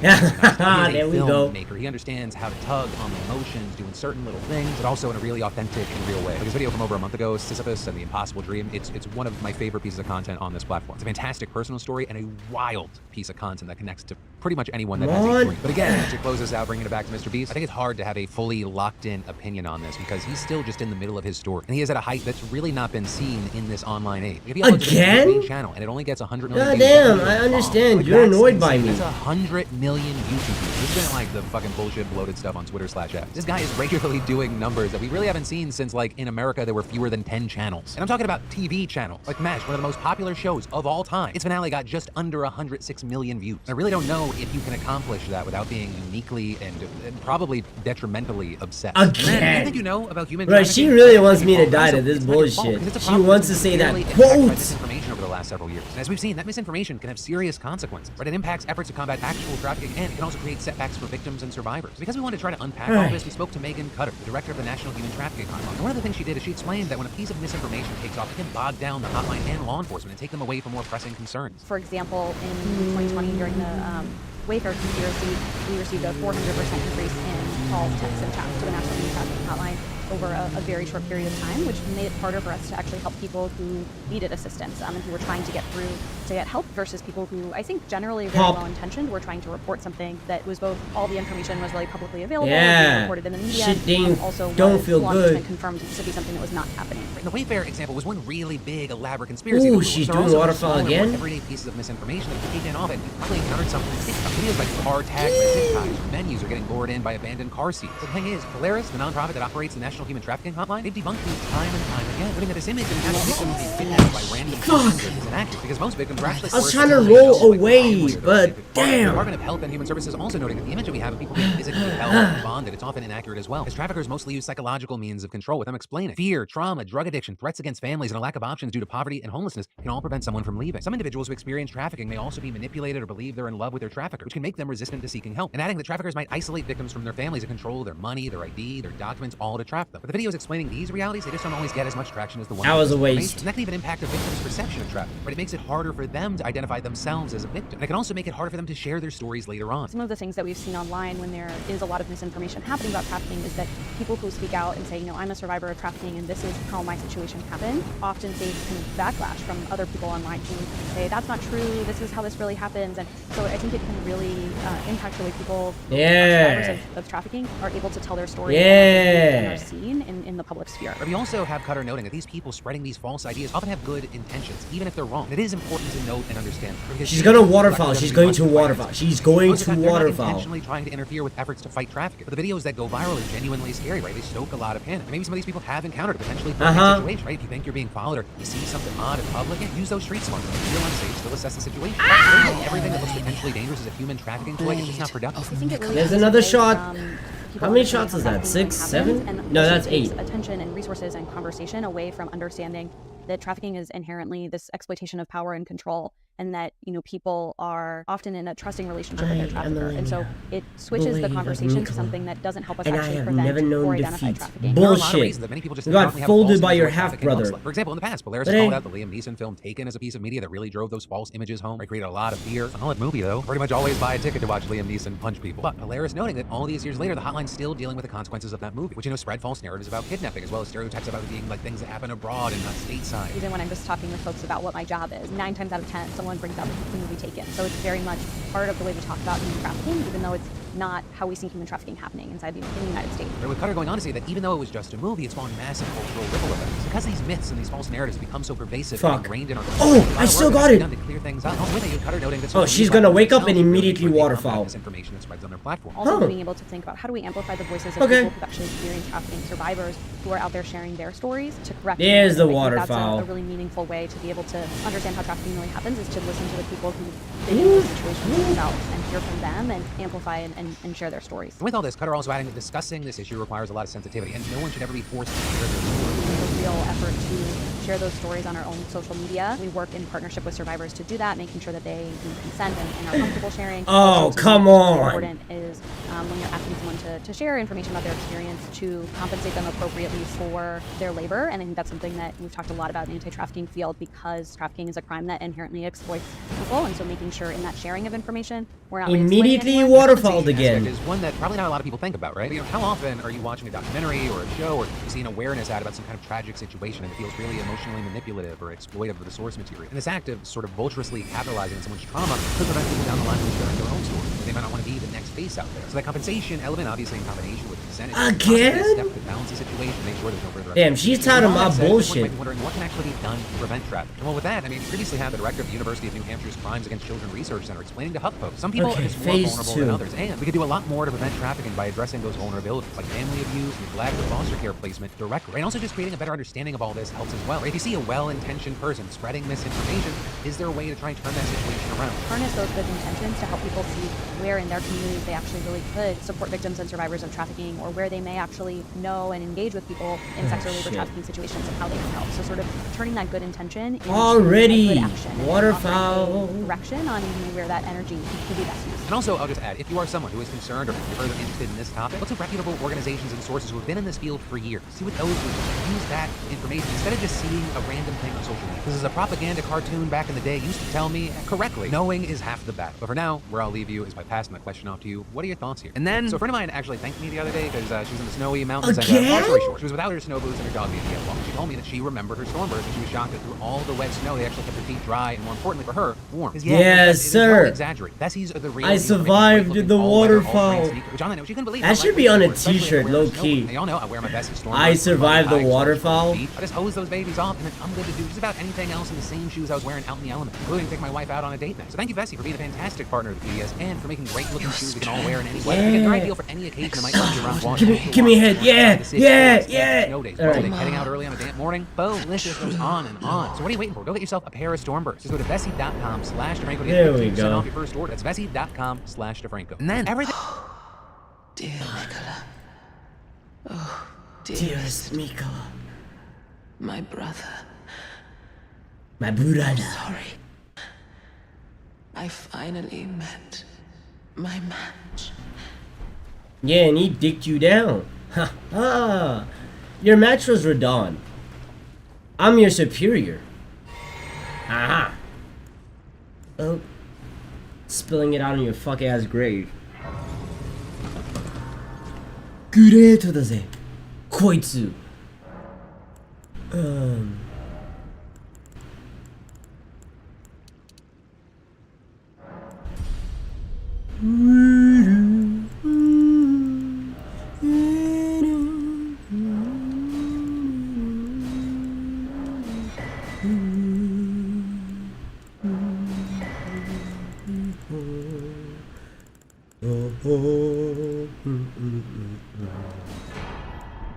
Alright.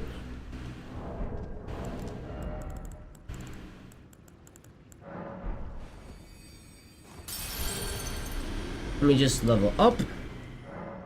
And I think that actually concludes.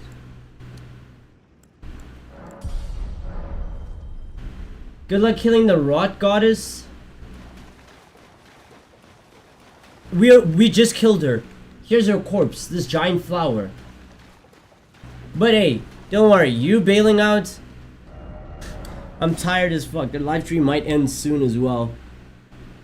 I just wanna make sure, because we're also done with this, what is this thing called? I forgot what the fuck this shit's called. The Convergence mod run. We're also done with this, so... Then I consume her soul. Yep. Yeah. I think that's everything. We have killed the goddess of Rot. That's every important boss in the game. Every great rune boss in the game.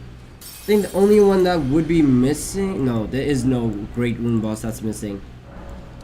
I was low-key thinking of... What's this nigga name? Sewermog? But like... I'm not interested in fighting Sewermog. And I'm not gonna do the parkour to get all the way into the tunnel just to fight him. So yeah. We'll probably end it off here. This is an early-ass live stream. I know this isn't the usual. It's not the norm anymore. Right? I usually stream for longer than 2 hours. But today... We're gonna end it right there. Because I want to go to bed. That said, I had fun. Hopefully you had fun. Like, subscribe, hit the notification bell so you can always be notified every single time I live stream. Which is every single day. Take care of yourselves. Drink water. Be ever wonderful. And I will see you all tomorrow. Alright? Peace, y'all.